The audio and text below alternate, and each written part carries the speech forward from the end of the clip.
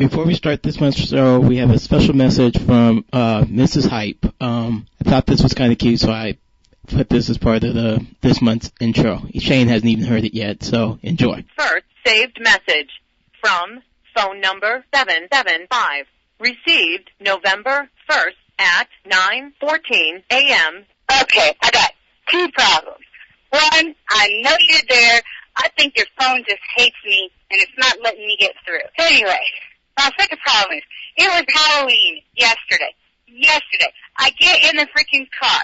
What do I hear on the Grade 9 radio? The Grade 9 freaking radio on November 1st. First I hear a funky-ass fuck version of Drummer Boy, and...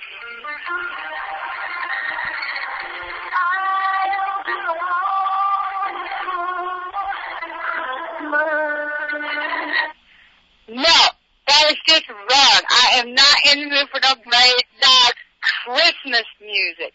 No, that's... No, I feel like I want to go on a freak land, act like Shane R. Monroe on Retro Gaming Radio, and go the hell off. I want to call this radio station and then tell them to pull off some Mad Dog Beastie Boys, some Eminem, some LL Cool J, or some what?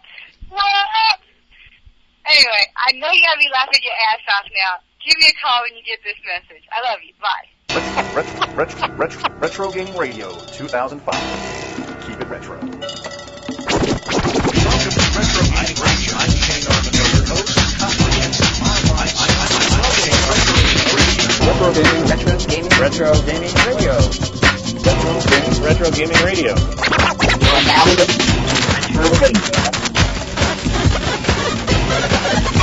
Today, Wednesday, another game based on the 22 and Kimberly, come in. Are you okay? You're now listening to Retro Gaming Radio. Retro Gaming Radio. Retro Gaming Radio. And you're listening to Retro Gaming Radio. Welcome to the program. Retro Gaming Radio 2005. Shane Armandrell, Brian Smith behind the mixing board. Keep it retro. Hello, everybody, and welcome to the December 2004 edition of Retro Gaming Radio. Shane Armandrell, your host here. Brian Kid Hype Smith behind the mixing board. Welcome to the show. We have a huge show. We have part 2, the Bruce Davis interview. We have an interview with Billy Mitchell, the perfect Pac-Man player, and often cited as an arrogant ass by some of our listeners. We're going to announce the contest to win some Billy Mitchell hot sauce. Cool stuff there. And along with that, we have a huge Bits and Bytes, our standard editorial commentary. We just got so much stuff. We're going to do some reviews. There's just no end to the amount of good stuff that we have on the show. So without further ado, let's get on with it. This month's editorial commentary, I'd like to take a few minutes. I'm not going to take a long time on this. We just got so much show to put out. But I would like to talk about the crash of video gaming. Now, we've talked about this before on the show. We've talked about a second video game crash coming. Now, we've been challenged from all sides, not only from game players, but also from game producers, publishing houses, and everybody else questioning on us why we think there's going to be another video game crash. Well, a lot of what we've talked about so far has been gut reaction, just some feelings that the market was going to go that direction. But lately, it's been interesting to follow along a little closer and actually come up with some interesting patterns of behavior which are starting to show up that actually support what we're talking about with a video game crash. Now, the crash in the early 80s was basically about not controlling the content. There were so many people developing so many crappy titles for so many different systems, it caused consumers to just up and scratch their head.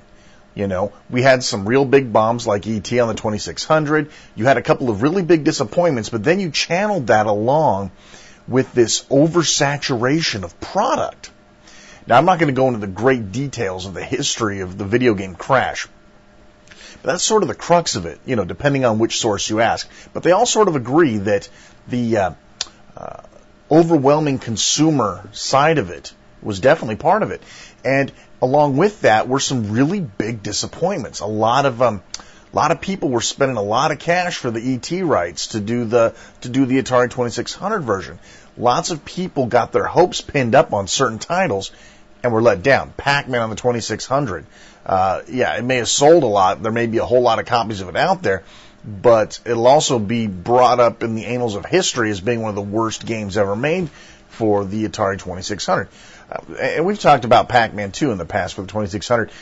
I guess the point I'm trying to make here is what happened before could very easily happen again. Now, I'm not talking about a complete breakdown of the video game market. It's already been proven that video games are making more money than movies, right? Halo 2 opened with, what, $175 million in sales? Unbelievable, right? So that's not the type of market crash I'm talking about. I'm not talking about you're going to flip on the TV and there's no more video games. What I do believe is we are going to see a time when we are going to weed out the uninitiated. And when I say that, I'm talking about the people and the consoles and the units out there that aren't number one or number two. Let me explain myself a little bit, because I know you're thinking, oh man, we've talked about this before. Yeah, there's not going to be a video game crash. You just lost your freaking mind. Let me explain why. In the next couple of years, look at the slate. Microsoft is not putting out another Xbox, but 3 more Xboxes in the next couple of years, right? Xbox Lite, Xbox hard drive, Xbox PC.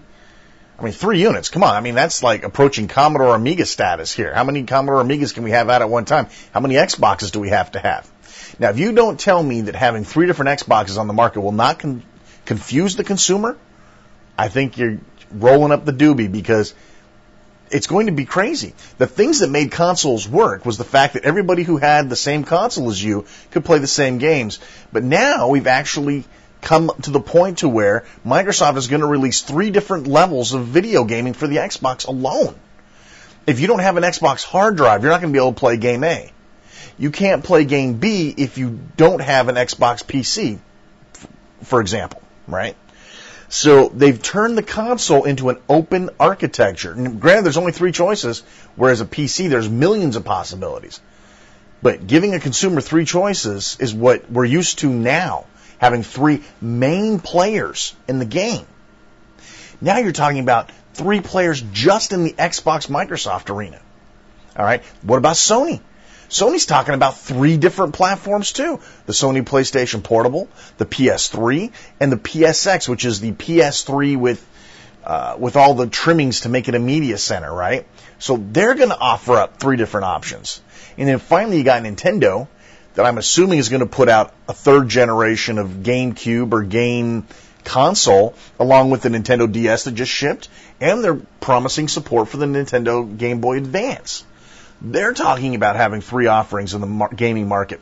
Now, that's not including the Vaporous Phantom and the Apex game player and all the cell phone slant, video game slant, cell phone slant, microphone, audio recording slant, whatever devices are going to come out, along with the video playback units that you find at Walmart, the video juice box or whatever. I'm telling you, we're coming to an oversaturation point, and the consumers are going to pick a direction and go. Maybe they won't.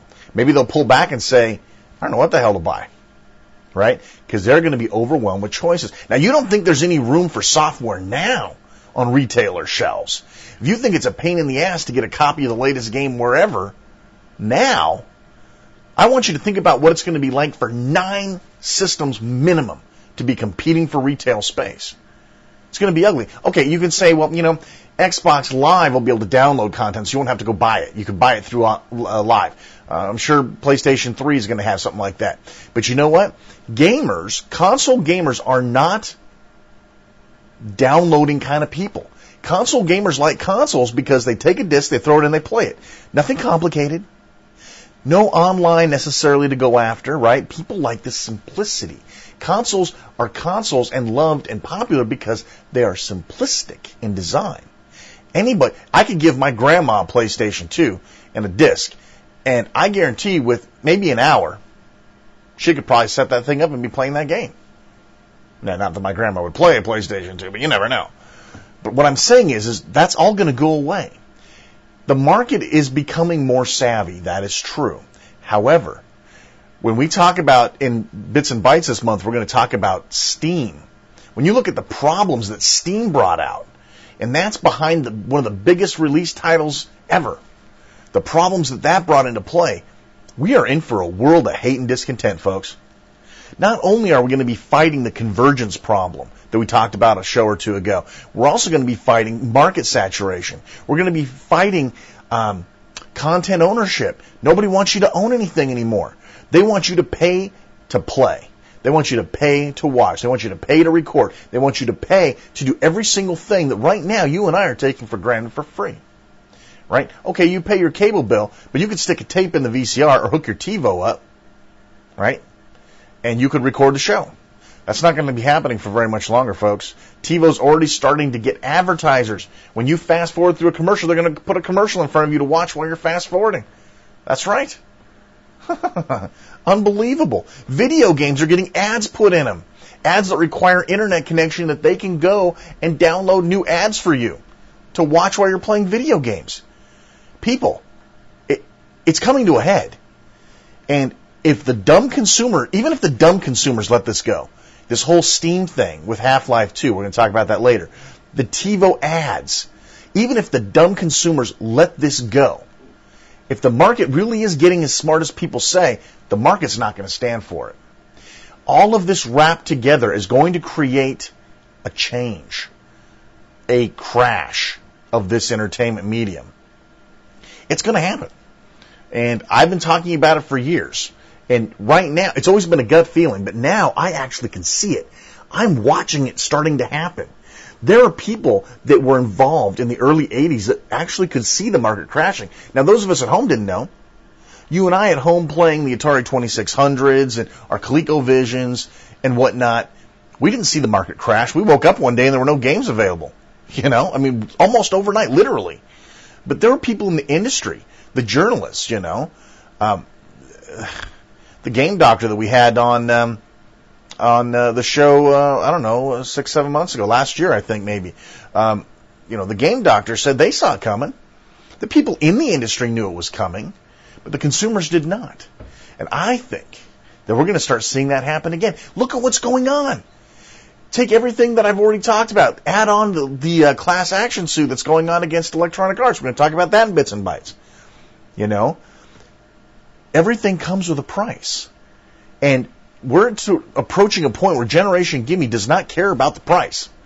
And as long as Generation Gimme doesn't care about the price to pay, what it takes to get there, right, they're going to continue to pressure the publishers, which are going to pressure the development houses, which are going to pressure their programmers, right? Video game creation is not becoming a glamorous life anymore.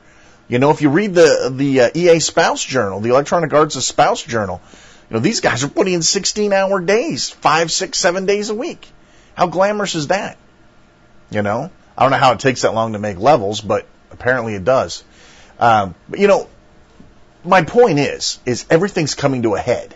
All right, this push for convergence is going to be the death of video gaming. Okay, we're going to end up having TV, DVD, VCR combos for game players. That's what it's going to come down to, because nobody wants quality anymore. Nobody wants a rack mount system anymore. They want a big box that does everything.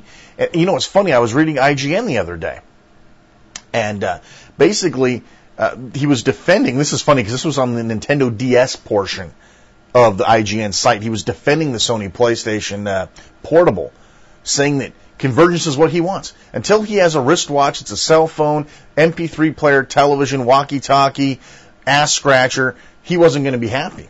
And that's why he was all excited about the PlayStation Portable, because it could play media. Okay? Anybody who says to me, oh, no, they're not marketing the PlayStation Portable as a video game system, or as a video media player. They're marketing it as a game system. My sorry ass they are. Okay, you go read the reviews, you go read the press, you go look at the advertisements that Sony's trying to put out. They're trying to sell a convergence device, and they are focusing on the media aspect of it, which I'd love to know how they're going to pull that off, since they won't let you write a disc that goes in that machine. I want to know how many MP3s and how many movies you're going to stick on a single memory stick of Sony's, which, by the way, is Sony's proprietary memory stick. So, I mean, I'm not going to branch off too deep on this whole PlayStation Portable versus Nintendo DS thing. Suffice to say, convergence is going to be part of the crash of video games. Something to think about. You know, it's disturbing to me to watch this happen. You know, everybody thinks it's a good thing. I want something that sits in my pocket that does everything. I want video games that I want holodeck video games that come out of my TV, you know, and they're going to continue to buy stuff over and over again, hoping that that's what they get, you know. But how long can that happen? How long can we dream of holodeck technology? 'Cause that's what video gaming is.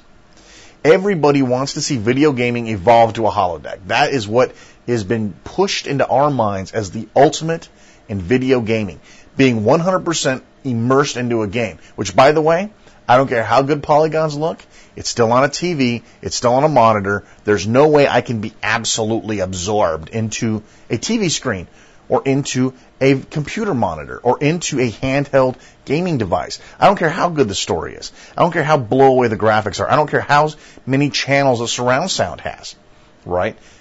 You take and look at holodeck versus Halo 2, and we're still talking about a pretty big spread here. But that's what people continue to play games for, is to get to a holodeck. That's the evolution, right? And guess what? In a few years, we still ain't going to have holodeck technology, folks. No, we're not even going to be close yet. But people will continue to play games hoping that we're getting closer. And I believe that that will be the disappointment factor that factors into this whole video game crash 2.0, if you will. Yeah, I think we're like at the 2.0 release candidate right now. I think we're starting to see it. Yeah, maybe beta 1. We still got a couple of years. I'm thinking 2006, 2007, people will have had about enough. We'll have the 3 Xboxes, we'll have the 3 PlayStations, we'll have a partridge in a pear tree. And I think about that time that people will figure it out. Then again, maybe not. Maybe I'm totally wrong. Maybe people will continue to buy into the same crap. Maybe people will continue to buy convergence products. Maybe that's really what the market will support. Me? I'm thinking it's not going to go down that way. But we'll see. I haven't been overly wrong yet in my predictions about things. And I don't think I'm going to be wrong about this one. But it'll be interesting to see. It'll be interesting to come back to this show in a few years and revisit it. I'll tell you if I was wrong, providing we're still around at that time, right? We may not even have an audience because we don't make toast, let you call people while you listen to the show. We're not going to be a convergent show. We won't have MP3s of your favorite artist spooling off an Xbox hard drive in the background while you listen to this. Anyway, that's going to wrap it up for the editorial commentary. I just wanted to revisit the video game crash 2.0 because before I could tell it was coming, but now I can actually see it coming. And I want everyone to look. I want everyone to open their eyes. And I want to know what you think. I want to know what you guys think. Come out to the forums. We recently reopened the forums. Come out to our discussion forums. Talk about it. We'd like to know what your opinion is, why you think or do not think that the video game crash 2.0 will happen. Interesting stuff. This month we feature part 2 of our interview with Bruce Davis, former manager, CEO of IMAGIC Games back in the heyday. Think Demon Attack, think Cosmic Arc, think of all those good IMAGIC games, and this is your guy. Last month we had part 1. This month we're going to finish up the interview with part 2 with Bruce Davis, the Classic Gaming Expo 2004. They can crunch numbers. If you can fit that much adventure on 160K discs, they know something about crunching numbers. That's the theory was they were creating so many great adventures that you need a database to keep track of them. But that's how they got into trouble, and we bought them with that trouble sort of hanging over them. And so when I got involved with Activision, it was a lot of firefighting and a lot of trying to restructure the business and get focused. We continued to sell some video games at these low price points, and we had written off the inventory, so we were generating cash, not profit at the time by doing that. We had overhanging all of that a big lawsuit by Philips on the Pong, that was known as the Pong patent. And Activision had already been found guilty of patent infringement before I got there. Oops. But the damages hadn't been determined. Oh. And so we had that issue as well. Yet with due credit to all of the great employees of the time there. Again, many of them have stayed involved in the industry.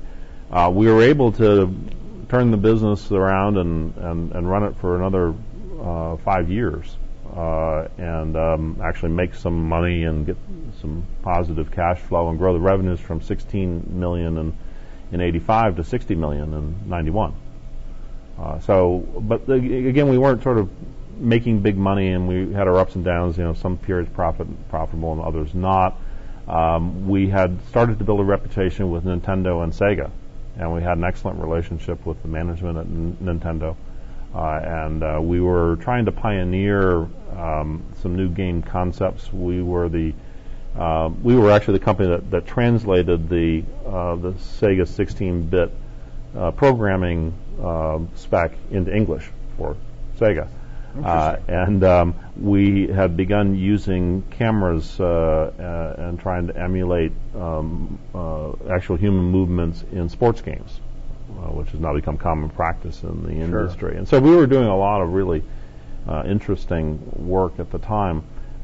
We were also the first producers of product based on HyperCard for Apple. And we had both entertainment and productivity. We had Business Class, which was a travel information product. We had Focal Point, that was a personal information manager.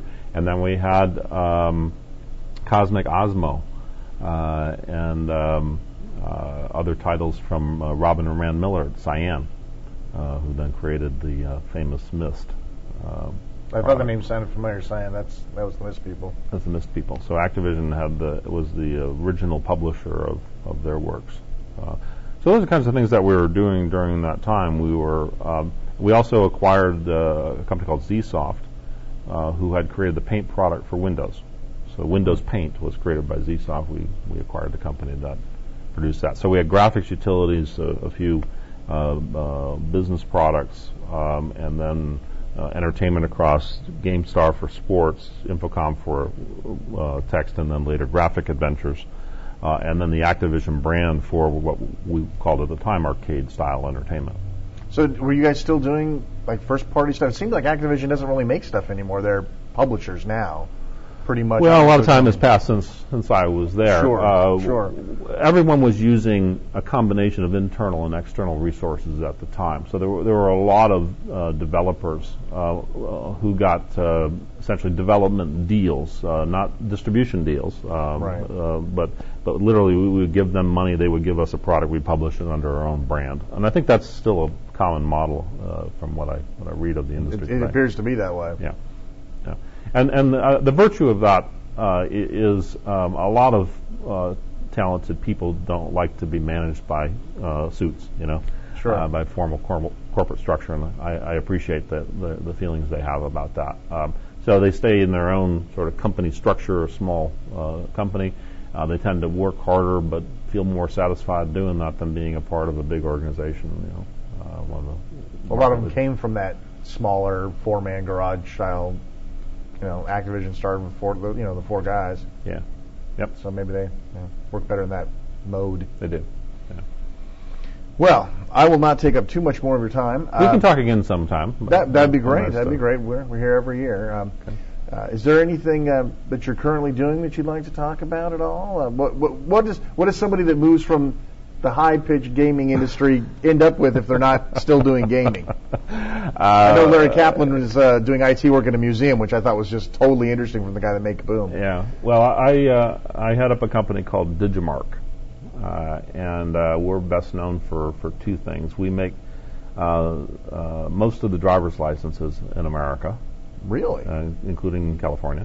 Wow. Yeah, we do about 2/3 of all the licenses. We produce the issuing systems. Okay, so we're a security technology supplier.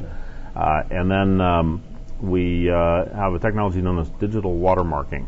Okay. And I'm a new technology market development guy, so I was early in the video game business. Digital watermarking is still in the early stages of deployment. It's used mostly for securing media. We work with central banks to make it hard to counterfeit money.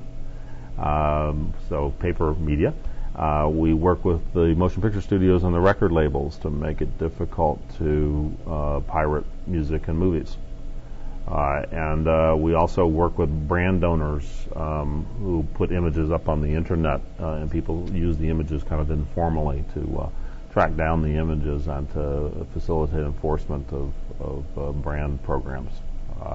So it's mostly security technology. That's a pretty good business these days. Yeah, we're in a good place in terms of the nature of the market, and we believe that digital watermarking will be the most broadly deployed technology in the world someday, because it's essentially a signal processing innovation that allows our customers to put digital data into any kind of media content: music, movies, television programs, radio, whether printed materials, digital images, whether the media object's in analog or digital format, as long as it's been digitally processed sometime in its life cycle, we can slide some digital data in. And so then when you image the object, take a picture of it, or have a microphone listening to it, the digital interface can decode the digital data.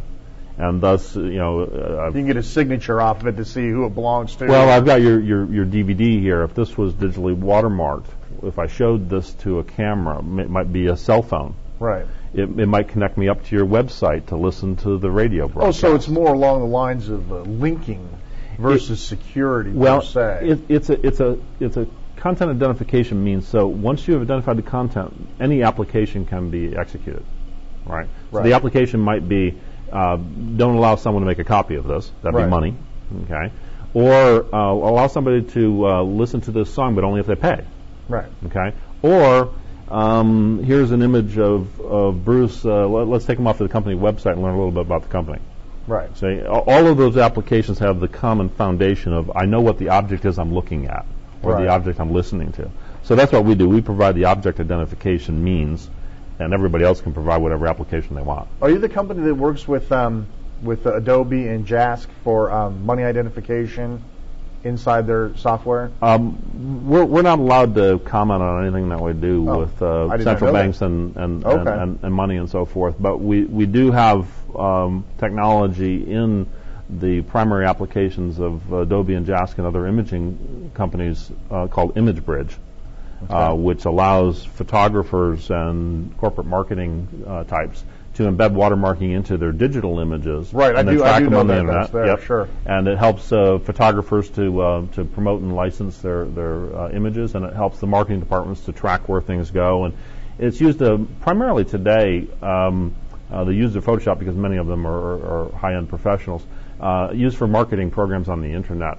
When a big brand sends out a marketing program, they want to know that the materials they send out go up at the right time, come down at the right time, and only in the right places.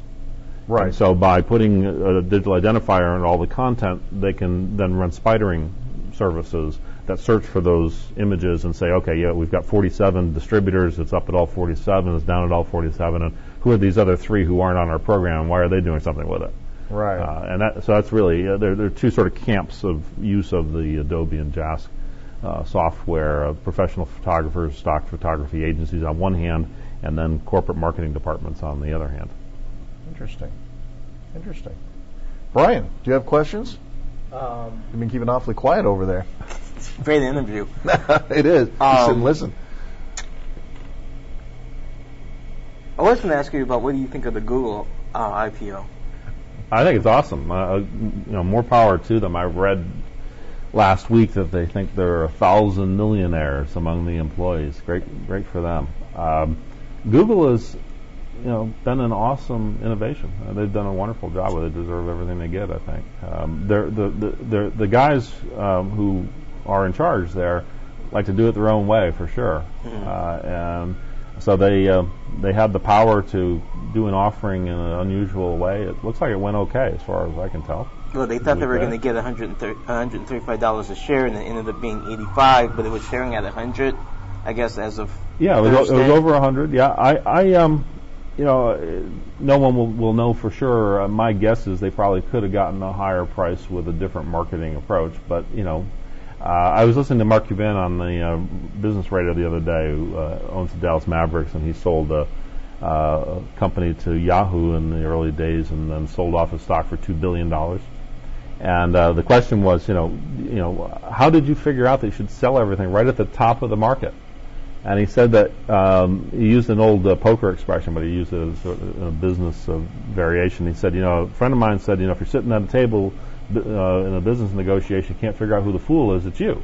It's actually a caricature of an old line from poker. If you can't figure out who the fish is, it's you, is the line from poker. And he said, so I was thinking about this, and I'm looking at the market, and I'm thinking, geez, it's gone way up, and I've got, $2 billion, worth of value, and if I sell it all, am I really going to feel bad that I only have $2 billion? So there are people that believe that there is enough money to have. Yeah, he thought that $2 billion was just fine if that's all he got. Yeah. So the Google guys are up in that sort of range now, but they're not doing what he did. They're going to, my guess is they're going to hang with their company and realize long-term value. But it's an amazing success story. It's great to see because we've been through such a down time. It's nice to see entrepreneurs getting rewarded. Do you think that we're totally segued off classic gaming, but do you think that that there's a rift coming in terms, because Google, let's be honest, Google really makes money through Google advertising. Yeah. There have been at least 2 or 3 rifts in the advertising campaign in the internet business. First it started with the casino banners and the pornography banners; those went away. The pop-ups came up as the next line of defense. The Google sponsored ads are now that's what's hot now.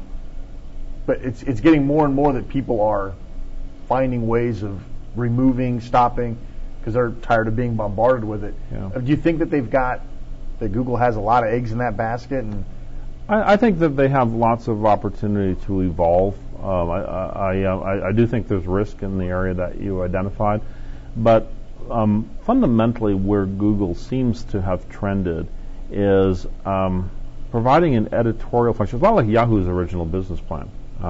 So that when a user does a search, Google helps them to get to places they want to go. Well, while they're helping them get there, they're charging the people who benefit from having brought the prospect there. Right. So they actually make a lot of money from enterprises and businesses. They do make a lot of money to stratify their search.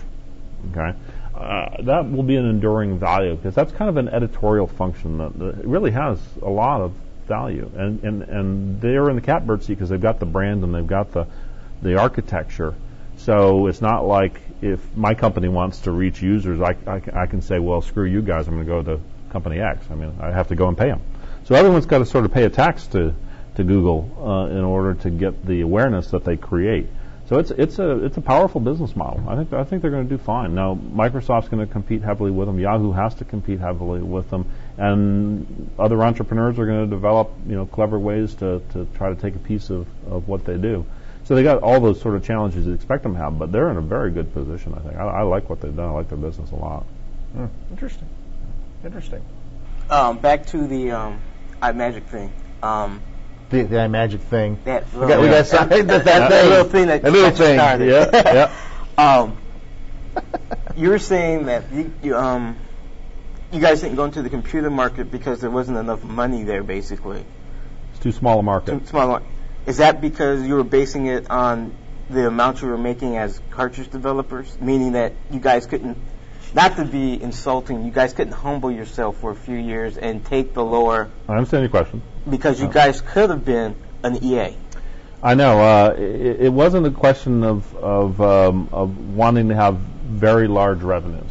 It was more a question of the development cost that we were incurring and the marketing cost versus the total revenues we could get. And I was having trouble making sense of the model. We did a couple of things to kind of help ourselves along during the period. One of them was a very unusual project with Bantam Books. I don't know if you remember Living Literature. I think so. From IMAGIC. There were 2 titles. One was Sherlock Holmes, and the other title escapes me. But we did them with Bantam Books, and they have a series, literal book series called Living Books. And we were modeling software. It was kind of variant on text adventures. So it was like Choose Your Own Adventure. Choose Your Own Adventure. Yeah, in fact, that's the title of their series. Choose Your Own Adventure. Okay, yeah, I know all about those. Okay. I had like 30 of those books growing up. All right. Well, yes. So the people who did Choose Your Own Adventures were partners with us in developing these software products. Gotcha. So that was part of how we got along. We got some money from them to develop those. Those didn't sell big. In fact, I don't. That'd be interesting to find one of those. I'd love to go through them again here. But they were essentially graphic supported text adventures. Just sort of branch and tree search around, solve puzzles kinds of products. So we were trying our best to make do. If we could have made enough money to have a predictable profit, to actually have some money in the bank, we would have kept going. I'm sure we would have. That's why I'm wondering what would have been, because you keep saying we didn't have enough money. What is considered enough money?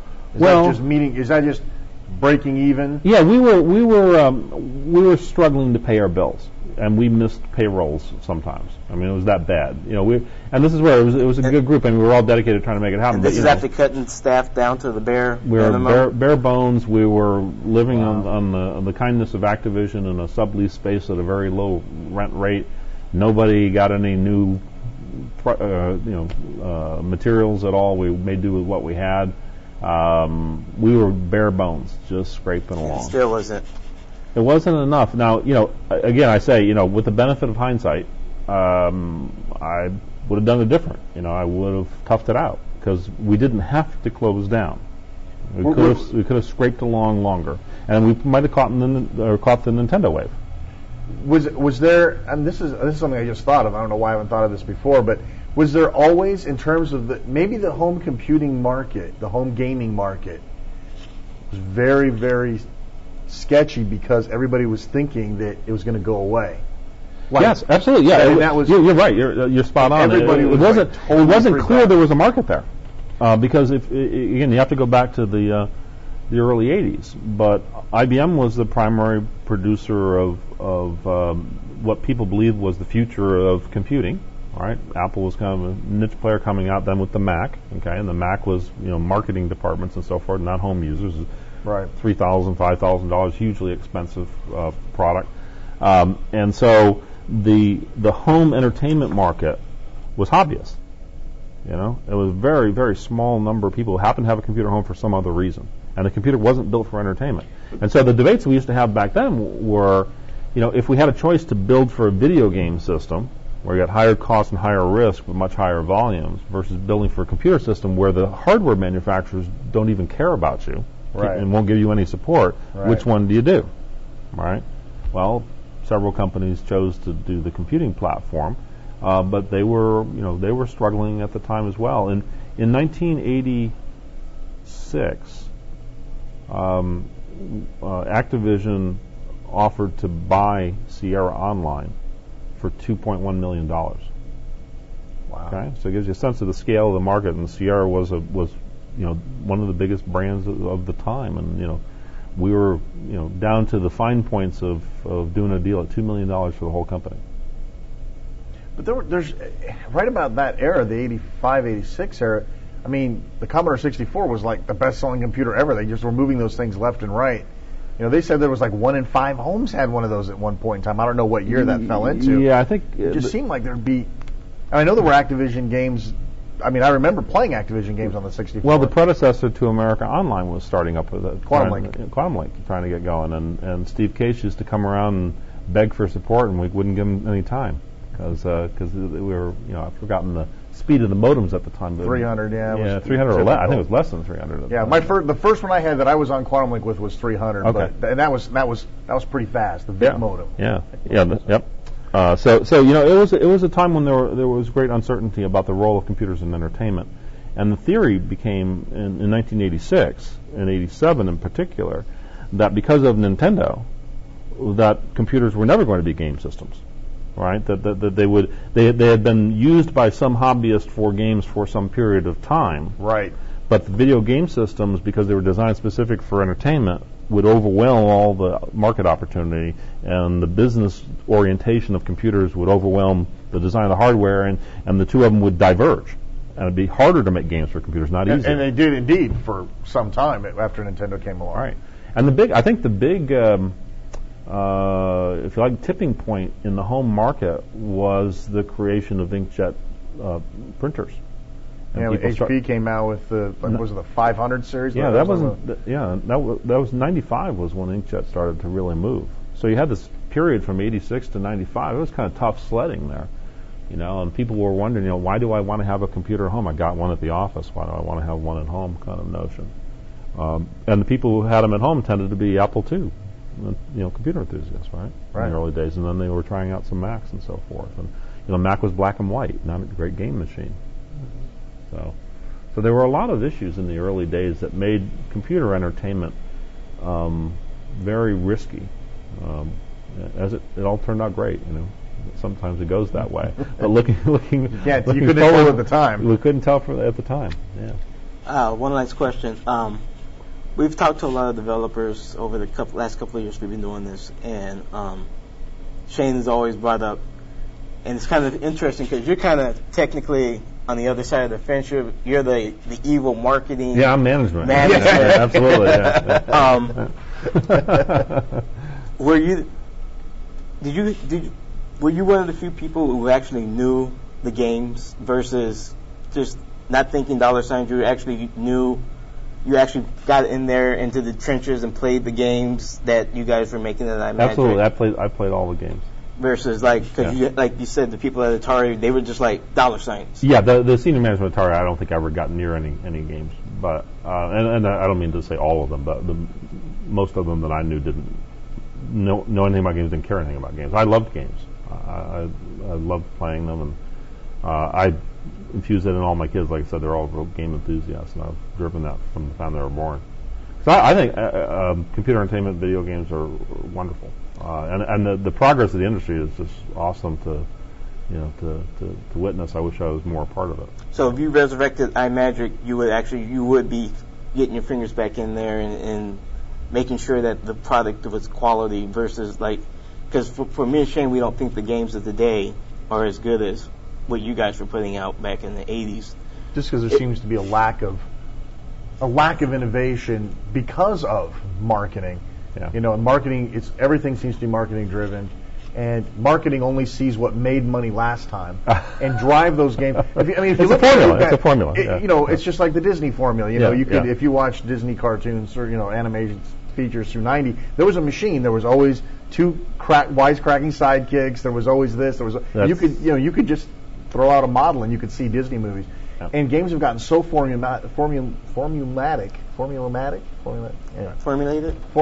There you go. That it seems that the innovation that you guys came up with, that IMAGIC and Atari and Activision, they kick marketing out and said, "Get the hell out. When we get the game done, then you can have it." Yeah. But that's part.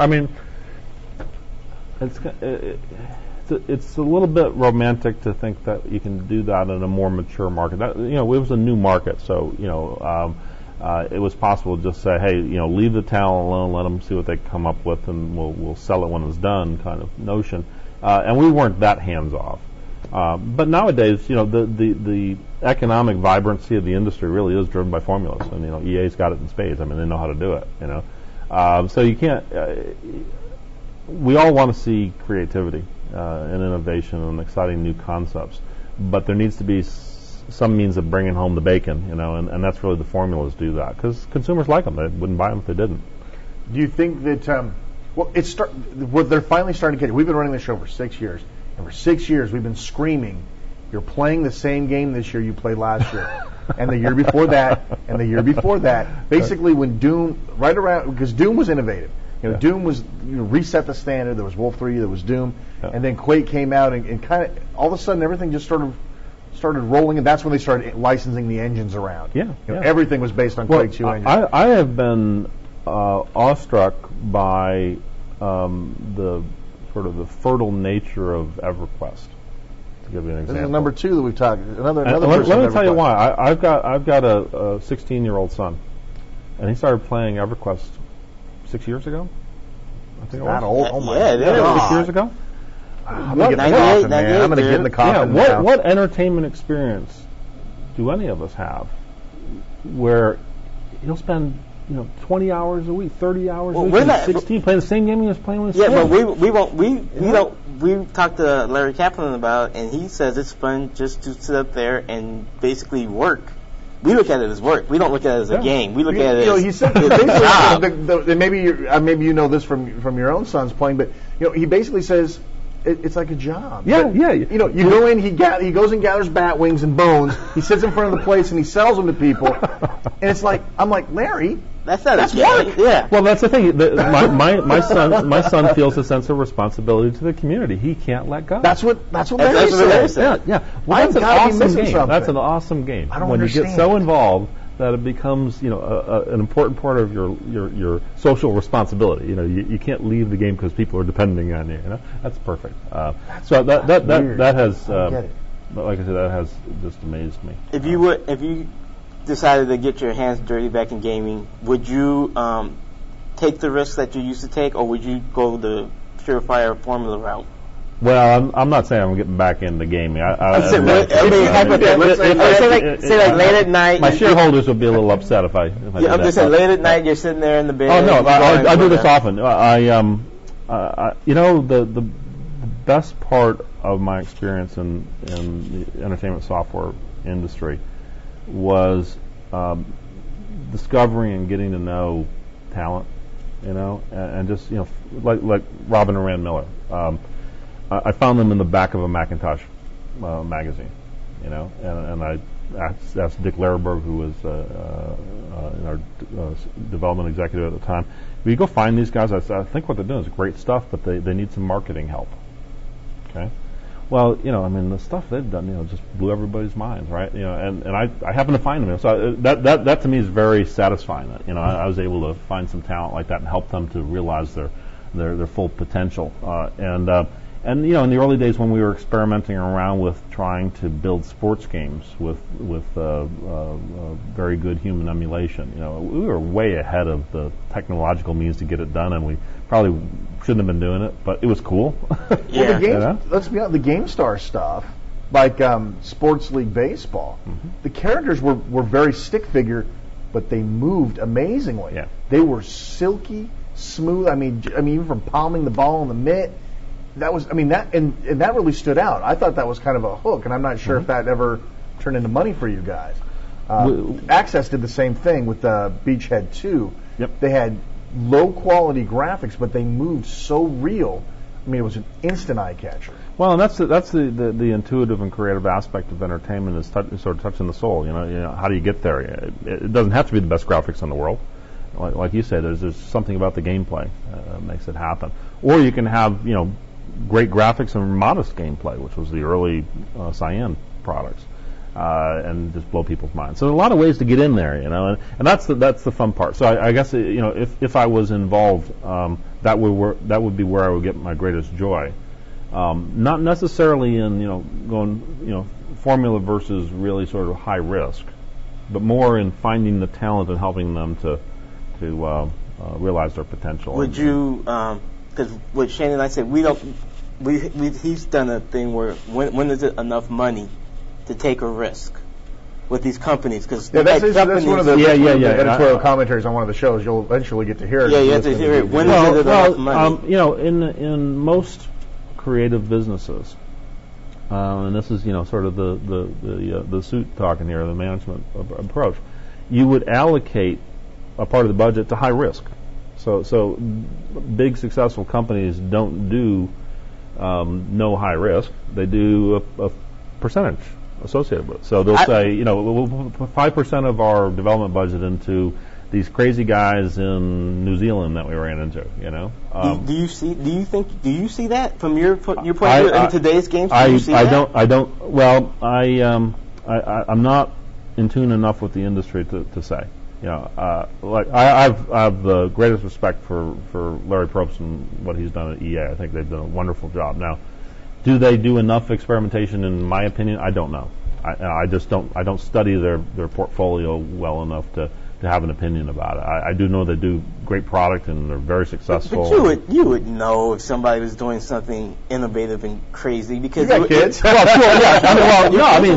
go home tonight and shoot. When was the last time you played something that wasn't a first-person shooter? Okay, well, by implication, I have not seen anything like that since EverQuest. And EverQuest is derivative, obviously, but they've just done such an amazing job. To be honest with you, I'll give EverQuest credit. That probably was the last innovative thing, because they did open up the what's it called? MMORPG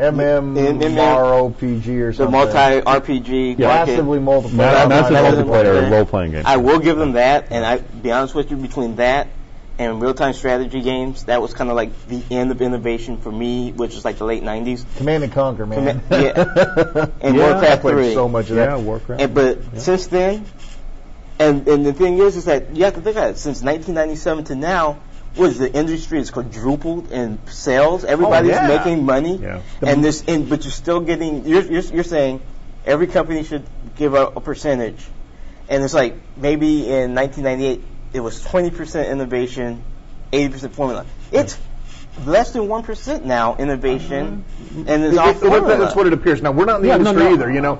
We live in the past, but when you look at it, if you really look at Madden football last year and this year. The jersey colors change. Yeah. In the old days, Earl Weaver baseball. This is a good example. I look at you look at Madden football 2003 or 2K3 or whatever they subtitle it. And you go back and look at Earl Weaver. When Earl Weaver baseball came out, it was $50, whatever. Yeah. But what they gave you next year was a team disc. Yeah. They gave you the expansion pack with the new team rosters. Some bug fixes, some enhanced graphics, etc., and they gave it to you for $9. It was an expansion disc, right? That you have to, and that's what Madden football really looks like if you go from year to year and you're going, man, I know I played this last year. I think it was, it might have been 8 years ago now, 8 or 10 years ago. Every once in a while, I sort of think about innovation in the entertainment industry and want to try to help out. And I was actually working on some technical constructs for delivering continuing satisfaction in a game without selling the 2004, the 2005, the 2006. Just kind of continuous evolution of a game, creating, in essence, a fantasy world that was like real life.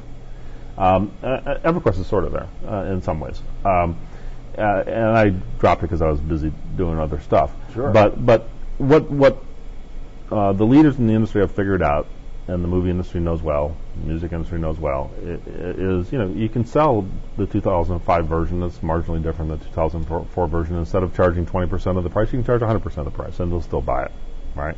So that's just good economics for the company. I have Quicken software, right? I have finally stopped buying every year's new version. I think the 1998 version does everything I want. Exactly. Why was I doing that? And I was doing it just because they'd send me a notice every year and say, "Do you want the new one? We'll give you a special deal." And it was like, "Oh, sure," So I don't need it. So do you think the marketing people nowadays have figured out to kind of dumbify the customer into thinking that they're getting something new when they actually is a patch? Their job is to take money for the company, I don't want to speak too strongly about this industry because I'm not following it as closely as I might. But if they're doing what you just said, that's sort of the job. The job is to make sure the company has good profits for its owners and that there's enough money to make continuing entertainment. And it's not all bad. You can feel frustrated by it, and I think I probably share your frustration. On the other hand, because I live in the management world and I work for shareholders, I understand you got to work the other side of it too. So if they can get us to pay 100% of last year's price for an expansion pack, they're doing a good job. Just promise me this: if somebody does finally put it on your plate, bring back iMagic. Promise me that not only will you bring back all the great games, Demon Attack and don't 3D them up and please don't make them push. Please don't make Demon Attack FPS. But promise us, one, that you'll give us an interview. Yeah, exactly. Two, that you'll say we got some creative stuff that's going to blow your mind. Not Eugene Jarvis style creativity where he just remade Area 51. Yeah. I mean, just promise me that you'll say, Brian, I remember you. We gave you we did 1% of creativity because we still haven't really made what we want to make, but we are doing 1%. We have 1% creativity, research and development to market. Development to market because I don't have any problems with companies doing the sequels and the formulas, but if you even look at Nintendo, how many times do I have to play Mario? Give everybody their Mario, but give me the one original game that made me love you in the first place. I mean, because if you think about all the people who are entrenched in buying these sequels, they bought these games because when they first played the first version, they're like, this is different than anything we ever played. Like, when I played, the first time I ever played Demon Attack, it was like, oh my God, I can't believe my Atari is doing this. Yeah. Exactly. I mean, I can't believe the characters have so many colors and that they're shooting and everything's just going the way it is. Yeah. I mean, I don't have that feeling anymore when I play games. I mean, it's just like, people are trying to make Doom 3 like that. They're trying to go, look at the way that what they do? That was far talking about. No, it's so intense. I had to turn it off. You had to turn it off because it was so intense. I had to turn Doom 3 off after 90 minutes. It was too intense. I would love to have that feeling in a game. Yeah. I'd love to be able to experience that. But I can't take blocky graphics and get the intense feeling. Because for me, with polygons, we ramped all the way up with the sprites. Yep. And then we shot back 20 years with the polygons. Yeah. We went from these beautiful 2D games to PlayStation 1, where you're like, what the hell is that? It looks like 5 or 6 triangles, you know. If you look at the early ones, it's like, man. Yeah. Let me give you a suggestion. I know I saw you check the time. I got to get you out of here. Going, yeah. One last thing I just want to throw on the plate, because people listen to this show, I swear to God, and they steal from us. So I'm hoping that you're going to steal what I'm telling you, borrow whatever. Here's a method of bringing IMAGIC back and doing it what I would consider the right way. Okay. Get it out of arrears. Get yourself to where you can work with the product again. Go round up a team of the hottest independent developers. Don't go pull someone from EA. Don't go to the net. Find out who the little guys are that are still innovating games. Corral them into an IMAGIC corral and start pumping out that same creative, fresh, even if it's web-based, even if it's the Win32 download trial unlock type scenario, there's money to be made there. These independent guys with no direction, they're making their way. They're making 50, 60, 70,000 a year on their own, without the help of the IMAGIC name, without the help of all these titles to pull from, without the help of anybody. They're doing it on their own. Somebody with vision, with an IMAGIC backing that everybody remembers, with a slew of titles that you could draw off of and enhance and bring back. I think that would be the way to bring it back, with low risk, with low cost, and still be able to make some money. Everyone wants to make some money. That would be the way I could see you bringing it back without having to, go through the hoops that I can see that you don't want to go through because of your busy life. Yeah, well, thanks for the business plan and thanks for the yeah, I'll wipe that up. He's like, yeah. Yeah, okay, I'm leaving now. Thank you. No, thanks, guys. It's been fun. It's been great. Yes, thank you. This is Bruce Davis. Again, he was the general counsel for IMAGIC and then the president from I just missed the years. I just from 80. I was president from 83 to 85. 83 to 85. And I was CEO of Activision from 86 to 91. Bruce, thanks so much. It's been a great interview. I'm so pleased that you just happened to wander by the booth. We're hoping to get some more IMAGIC things. Thank you so much. It's great. Okay, thanks a lot. Yeah. We'd like to thank Bruce Davis for his participation with us at the Classic Gaming Expo 2004. Had a really good time. It was very interesting to see a different slant on things, and I know that everyone loved the first part of the show, the first part of the interview, and I'm assuming that everyone loved this second part too. Look for more amazing interviews on coming shows. We still have so much more to get to from the Classic Gaming Expo. And, yeah, we got more stuff. So, I hope you enjoyed the interview. Well, I wish I could say that you were in for a very short Bits and Bytes this month, but I'm afraid you are not. We have a giant Bits and Bytes, fueled by our new Bits and Bytes submission tool that you can go to RetroGamingRadio.com, go to the Contact Us page, and you can easily add your news and shareware links and things like that to our system, and that way we can review them a whole lot easier. It's made this month's organization of this information a lot faster, and I recommend that if you want to submit something to us, just hop over to that page. It's the Contact Us page, and submit your goodies, because this month we got a lot of stuff to cover. So let's get busy. Probably the top story this month is the Electronic Arts Spouse weblog, journal, however you want to put it. It seems that EA has been slaving their boys over there at Electronic Arts, and finally one of the spouses got fed up with the late hours and the abuse and all the crap that EA is shoveling at their significant other, and they started writing about it. Well, this has prompted story after story after story, and we're going to look at a couple of those, along with apparently a class action lawsuit against Electronic Arts. So let's take a look at this letter. I'll read you a couple of choice bits. It's some pretty spooky stuff in here. Let's see here. I'm going to read just a little bit of this. My significant other works for Electronic Arts, and I'm what you might call a disgruntled spouse. EA's bright and shiny new corporate trademark is challenge everything. Where this applies is not actually clear. Churning out one licensed football game after another doesn't sound like challenging much of anything to me. It sounds like a money farm. Whew, man, truer words were never said.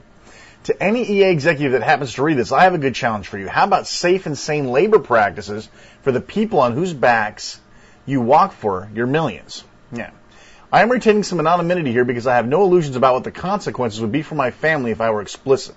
However, I would also feel no impetus to shy away from sharing our story because I know that it's too common to stick out amongst those of the thousands of engineers, artists, and designers that Electronic Arts employs. Our adventures with Electronic Arts began less than a year ago. The small game studio that my partner worked for collapsed as a result of foul play on the part of a big publisher, another common story. Electronic Arts offered a job, the salary was right, and the benefits were good, so my significant other took it. I remember that they asked him in one of the interviews, how do you feel about working long hours? It's just part of the game industry. Few studios can avoid a crunch as deadlines loom, so we thought nothing of it. When asked for specifics about what working long hours meant, the interviewer coughed and glossed over to the next question, and now we know why. This letter goes on, and I can't force you people to read this, but if you haven't read this yet, you need to. I mean, they're talking about amazing stuff. 12-hour, 6 days a week type deals from 9 a.m. to 10 p.m. Horrible crunches, production things. The honor. I will read a little bit more because this is interesting. The kicker, after all of this stuff, I mean, she talks about, or he talks about, I guess it could be a he, but this person talks about all of the crap, 85-hour work weeks, employee fatigue, people like passing out. You got to read this stuff. And then here's the kicker, she says, or he says, and the kicker, for the honor of this treatment, EA salaried employees received A, no overtime, B, no comp time, which is an equal time off for overtime, any hours spent during a crunch accrue into days off after the product is shipped, C, no additional sick or vacation leave. All the time that you put in was just part of your salary. The time just goes away. Additionally, EA recently announced that although in the past they've offered essentially a type of comp time in the form of a few weeks off at the end of the project, they no longer wish to do this, and employees shouldn't expect it. There's some amazing stuff in here. I'm not going to sit here and pan through the whole thing, but I will tell you right now that this is probably not an isolated incident, folks.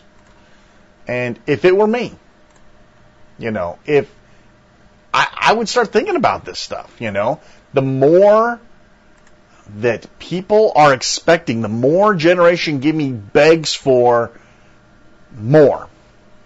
And the more that they're supporting this sort of habit. It's funny, we're not talking about a sweatshop in Malaysia here. We're not talking about not buying Nikes because, 7-year-olds work 15-hour days to do it. These are video games, people. And this is a scary thing. There's a couple of, let me see if I can pull up one of these other articles. I've got like 15 billion things here to talk about. And, of course, a bunch of broken links here to add to the fun. Let's see here. Come on. There's got to be in here somewhere. That's what I get for not organizing this stuff a little bit better. Anyway, like I said, there has been not only have employees started fighting back, but also other companies that have some sort of an impact, retailers, things like that. Come on. I just can't believe I'm not going to find this right off the cuff. I'm going to try to also post you a link to some of this other stuff, the class action suit. Here we go. Yeah, here's another article. Employees readying class action lawsuit against EA. A lawyer representing the plaintiffs addresses a proposed class action lawsuit seeking unpaid overtime from the world's biggest third-party publisher. Yesterday, the web entry from the spouse of a worker at Electronic Arts lashed out against the game giant.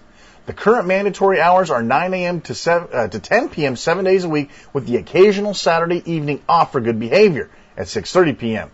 Read the post, which went on to claim that Electronic Arts employees receive no overtime, comp time, or additional vacation. The veracity of the claims in the online rant is difficult to confirm. However, GameSpot News decided to investigate the matter and found that there might be some truth behind the blogger's anger.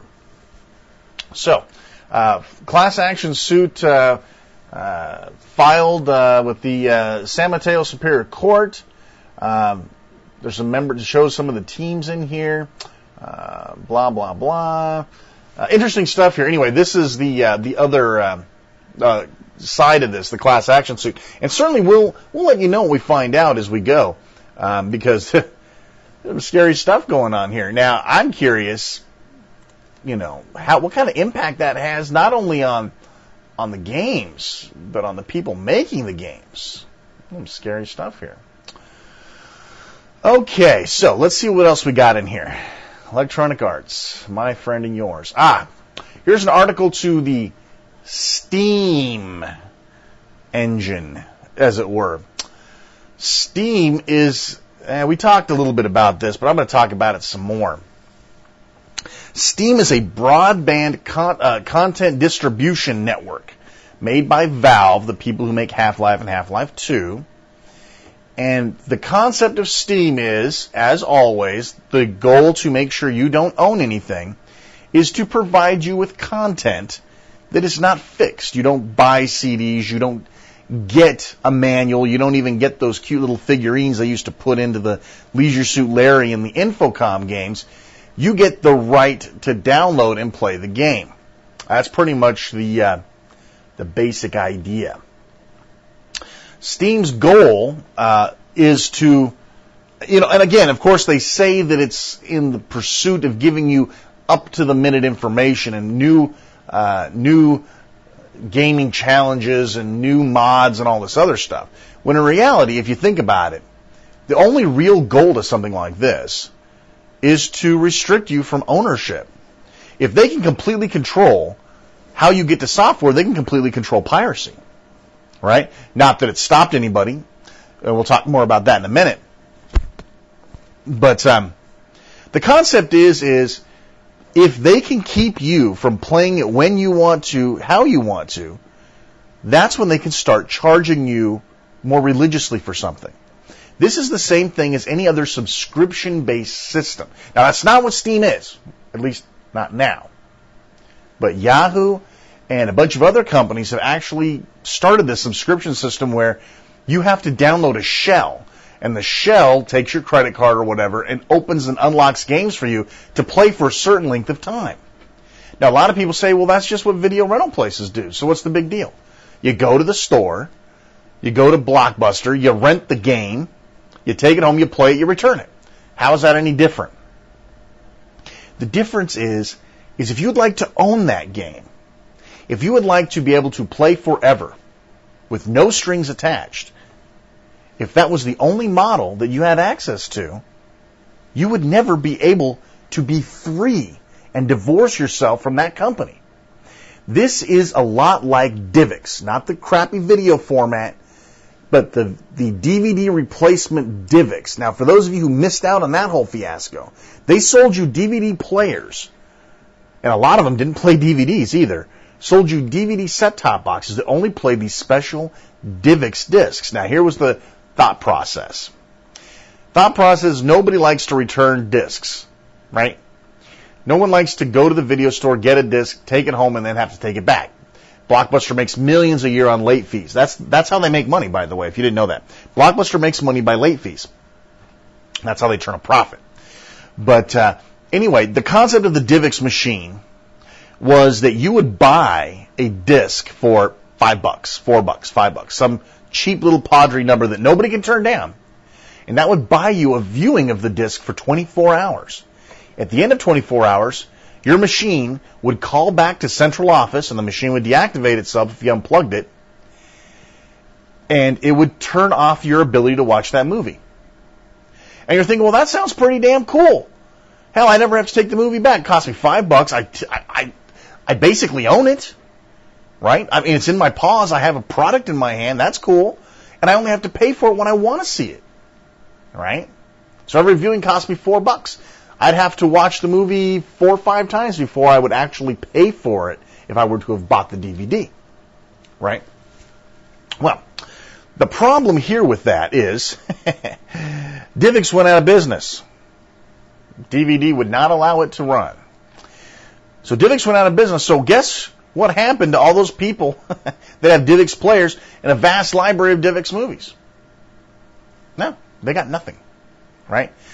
The concept here that I'm trying to make is I don't think that the subscription-based service where nobody owns anything, not owning your music, not owning your video, not owning your games, it's the trend that they want to happen. They have control, not you. Okay? Now, I want you to think about what other implications this can have. If you are required to be connected to the internet in order to play Half-Life 2, which is how it has to happen, because guess what? You don't get the whole game on the disc. You install the game, and then it connects to the internet and downloads, 20% I think it was? 25% of the game downloads from the internet. You don't even get the full game on the disc. You pay $50 for the game, and you have to come back to your house and download another 20% of the game. And you have to be connected to the internet basically the whole time you're playing it. Now, that's Gestapo. Okay? There's no other way to run that. And for the lucky early adopters of Half-Life 2, their authentication servers were down for the first, half a week that the game was, after the game was sold. So these people waited in the line at midnight to get a game. They took it home, cannot authenticate, no gameplay. Now, if consumers let this slide, if people let this run right off their back, they're morons. Okay? Because this is the sort of thing that's going to happen. You know? The internet is not a flawless... How many times have you went to get your mail and your mail's down? Happens, right? Of course it does. Right? And that's actually important, that you don't get your mail. Right? Now, I want you to think about all the possible problems here. I want you to think about their ability to make you watch advertisements while you are paying for a game. If it requires internet connectivity, that opens a whole new set of doors for them. Right? Because then, if you're connected to the internet, they can sniff your box. They can see what you're doing. They can push ads to you. There's a whole bunch of reasons why we do not want to support this sort of thing. And Half-Life 2 was a prime example, a disaster by the Steam, to prove that this is not ready for prime time, if ever ready. I want you guys to think about that. I really do. I want people who think that this is okay, that the subscription method is cool, right? This is why I don't subscribe to XM radio. This is why I don't subscribe to satellite radio. I'm barely happy subscribing to cable. Cox ain't going anywhere. But you can't tell me that XM and Sirius are guaranteed to be here in 20 years. Of course not. So you buy a player or you buy a piece of hardware. It's like satellite television. Don't care for that either. You know? You can say, yeah, you're paying box rental, but you know what? When I'm done, I've already figured this out. We've hashed this out on our discussion forums. When I'm done, I take this box back and my hands are clean of it. This box, my cable box from Cox probably costs 300 bones. Let's just take a guess. I pay $5 a month, right? You're talking I have to have this box for 5 years before I'm, quote, throwing money away in rental. That's a long time. I'm banking that in 6 years, there'll be another form of content delivery, right? So I'm not really wasting money, and I have no long-term commitment to this. I don't have to have a year commitment, 2-year commitment. I don't have to throw down money for that sort of thing, right? I still got to pay my monthly bill. But I'm not tied to the technology. If I want to turn around right now and go to Quest or Charter or whatever, I can do that and not have that investment. It's going to get to the point, folks, where you're going to pay for the Steam engine. You're going to pay $29.95 to get Steam, and then you're going to pay a per hit fee for gaming. And then once they really make sure that this takes off, it'll be pay per play. It's crazy, people. Don't let this thing get a foothold. Help me out here. Help us all out. This is not the right thing to do. So I'm no fan of Steam. Okay, enough ranting on Steam. Hey, we had a video called The Decline of Video Gaming. It was a pretty funny Flash video. There's a part 2 out now. Definitely got to check it out. We'll provide you a link there. It's pretty funny stuff, you know. I think you'll like it. If you like the last one, you'll like this one. Okay, what else do we got in the mailbag here? My God, we got tons of stuff. Okay. You all know I love Digital Leisure. I love Dragon's Lair, okay? You have never found the bigger cheerleader for Dragon's Lair, and Digital Leisure is me. It just doesn't happen. I'm like the #1 fan. Think misery and you got me. I'll be Kathy Bates, which that's not a far stretch. Put a wig on me and I'm halfway there. And Digital Leisure can be Paul Sheldon, right? #1 fan. They've gone and done something that I'm rather disgusted about, and I have not had a chance to properly call them and slap them around. What they have done is created this thing called Dragon's Lair 3. Now, this is so controversial. At the same time, it's within the limits. Okay, let me explain to you what's going on. Everybody knows what Dragon's Lair and Dragon's Lair 2 are. They were animated movies in which every so often you wiggled your joystick one way or another to keep the movie going. It wasn't really a video game. It was an interactive movie. If you did not keep the movie going, your on-screen persona died. Okay, not millions, but thousands of these games were scattered around. You know, everybody made one of these. Dragon's Lair, Space Ace just happen to be 2 of the bigger popular ones. Well, Digital Leisure pretty much has the rights to any home version of Dragon's Lair, for the most part. So they have produced DVD after DVD after DVD of the Dragon's Lair franchise. Dragon's Lair for CD-ROM, Dragon's Lair 20th Anniversary, Dragon's Lair on DVD, Dragon's Lair on DVD video. Okay, so they've milked the franchise a little bit, right? And that's okay. I mean, that's what you do with a property you own. It gets old after a while, but they're still trying, okay? Now, here's the problem. A little while back came Dragon's Lair 3D. Now, I kind of liked it. I thought it was kind of interesting. Basically, it was Dragon's Lair, but you had full control over dirt, full 3D movement. It was basically Tomb Raider, but Dragon's Lair style. Okay, it was third person, solve the puzzles, all set in the Dragon's Lair environment. Okay, it's really hard to call it anything but a Tomb Raider game. Yeah. Third person platformer style. It did not do as well as it could have. Let's put it that way.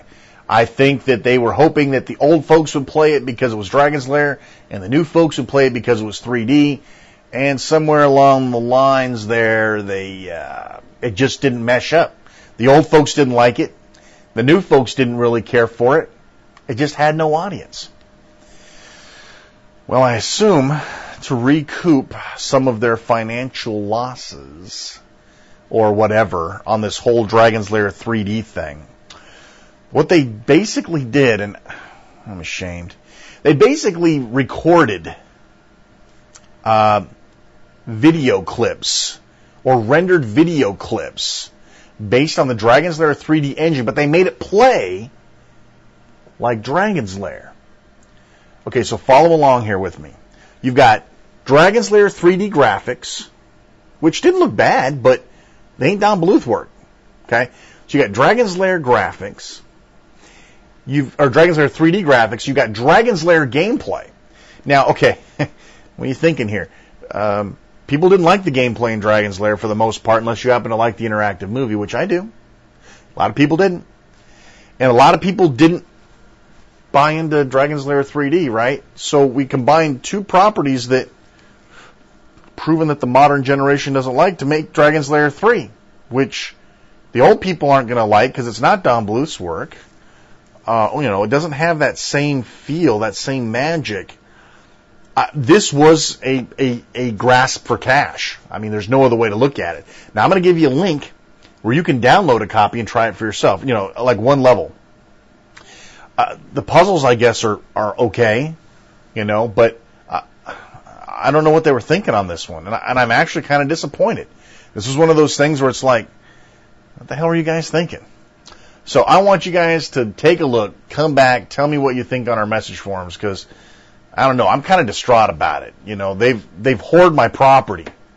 They've hoarded Dragon's Lair, the thing that holds more memories for me than any other classic video gaming.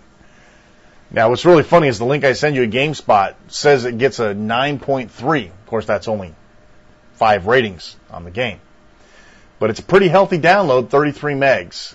But give it a look-see and see what you think. I am not overly ecstatic about it. But hey, what do I know? Maybe this is it. Maybe this is what will bring Dragon's Lair back to glory. I'm not holding my breath, though.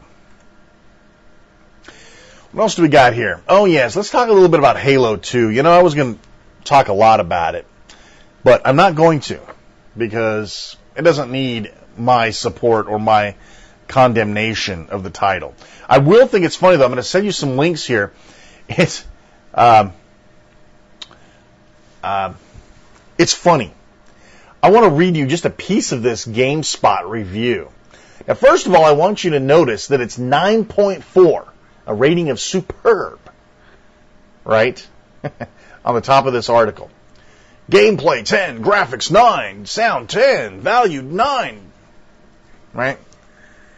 But this is interesting. Yeah. A surprisingly disappointing story and fairly short single-player portion are noticeable shortcomings. So, you know, that to me is, everyone says the story, yet it's got a disappointing story. Okay. Well, Half-Life's supposed to have the story. Yeah, okay. And the short single-player. Yeah. So how does something like that get a 9.4? I'd like you to read through some of these reviews and see the hypocrisy that goes on. It's like you can't rate Halo 2 under a 9 or Microsoft Gestapo will come and kill you. I mean, it's got to be. You know? It's so funny, the things, I don't know. I'm not going to get into it. I was going to sit here and bitch for like 20 minutes about Halo 2, but it's not worth my time. I got bigger fish to fry. But I want you to read some of these.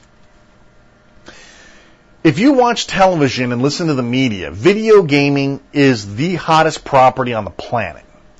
Everybody wants a piece of it. In the light of all of this financial gain, and everybody wants to be a game programmer, and everybody wants to make video games, and they're making handhelds, foothelds, TV helds, they're making TV plug-in games out the ass. They are making portable games, handheld games, wrist games, all right? And with all of this, everybody wants a cut of this cash. Everybody wants a cut of it. You would think that based on all of this, that video gaming sales was the bomb. That there is no stopping the video game express. And if you listen to my editorial commentary this month, I discussed that I think there's a second video game crash coming. Well, this article at GameSpot, again, you know, how reliable can it be when I just bash them for their look at Halo 2? But sales of video game consoles have dropped by almost half in 2004. Half. That is one big-ass number, folks. We're not talking 10% drop, 15% drop. Half. Half, Eddie. I want half. And that's it. I mean, we're talking half the drop. Now, they're saying that it's because gamers are awaiting the new machines. But maybe that's not necessarily true. And I read a little something here from the article. I want you to listen to this. I did not record my editorial commentary before I read this, because I just caught this after I did my editorial commentary. Okay. Even with a slew of blockbuster game releases late this year and the manufacturer price cuts to the PlayStation and Xbox consoles made earlier in 2004, holiday sales are unlikely to push the industry anywhere near the explosive growth rate of the last few years, said analyst Brian O'Rourke. Quote, at this point, the market is much closer to the saturation point, even with the price cuts. Saturation. Market saturation. We've been talking about this. I've been talking about this. Right? There's some pretty creepy stuff going on here. Here's some other quotes. I think the shipments for the new consoles will be less than current generations, at least initially. This generation has been so incredibly successful, and a lot of people who have bought consoles this cycle are casual gamers who are quite satisfied with what they have now. It's going to be a real challenge to try to convince those people to trade up to the new technology. Well, not only that, but you're going to have to try to make them guess which technology they need. Right? This is some interesting stuff here. You guys need to read this stuff. It's amazing. Work says he expects sales will continue to decline at least in the next year as hardcore gamers anxiously await powerful new machines and as game companies find a limited audience of casual players willing to invest in hardware. Interesting stuff. It's definitely worth looking into. What else do I got here? Hey, now this is a cool site here. What do we got here? This is a site dedicated to helping you fix all the common problems that you're likely to encounter with your video game systems. And this is including things like battery leaks, scratched screens, card reading, disc reading problems, bad video quality, broken controllers, power supply problems, all sorts of stuff. This whole site talks about it. And this goes everywhere from, like Sega Genesis, TurboGrafx 16. I mean, there's all sorts of good stuff in here. This is great. I mean, this is one of the best pages we've ran across. And I'd give you a link to it right here so that you can type it in while we look. But you'll have a link to it on the side. This is good stuff. I mean, this is good, useful stuff. The site's not littered with ads. It's actually kind of a nice site. I can't say I love the layout, but But anyway, definitely check it out. Common system problems, common solutions. Good stuff here. They have a message for me. You can go discuss that too. Okay. Good stuff. Lots of good stuff this month. Atari revenues up as losses narrow. This is interesting. The flashback console pre-orders are strong. That's that Atari 5200 looking machine, right? Let's see. Let me see if I can read you a little bit in this.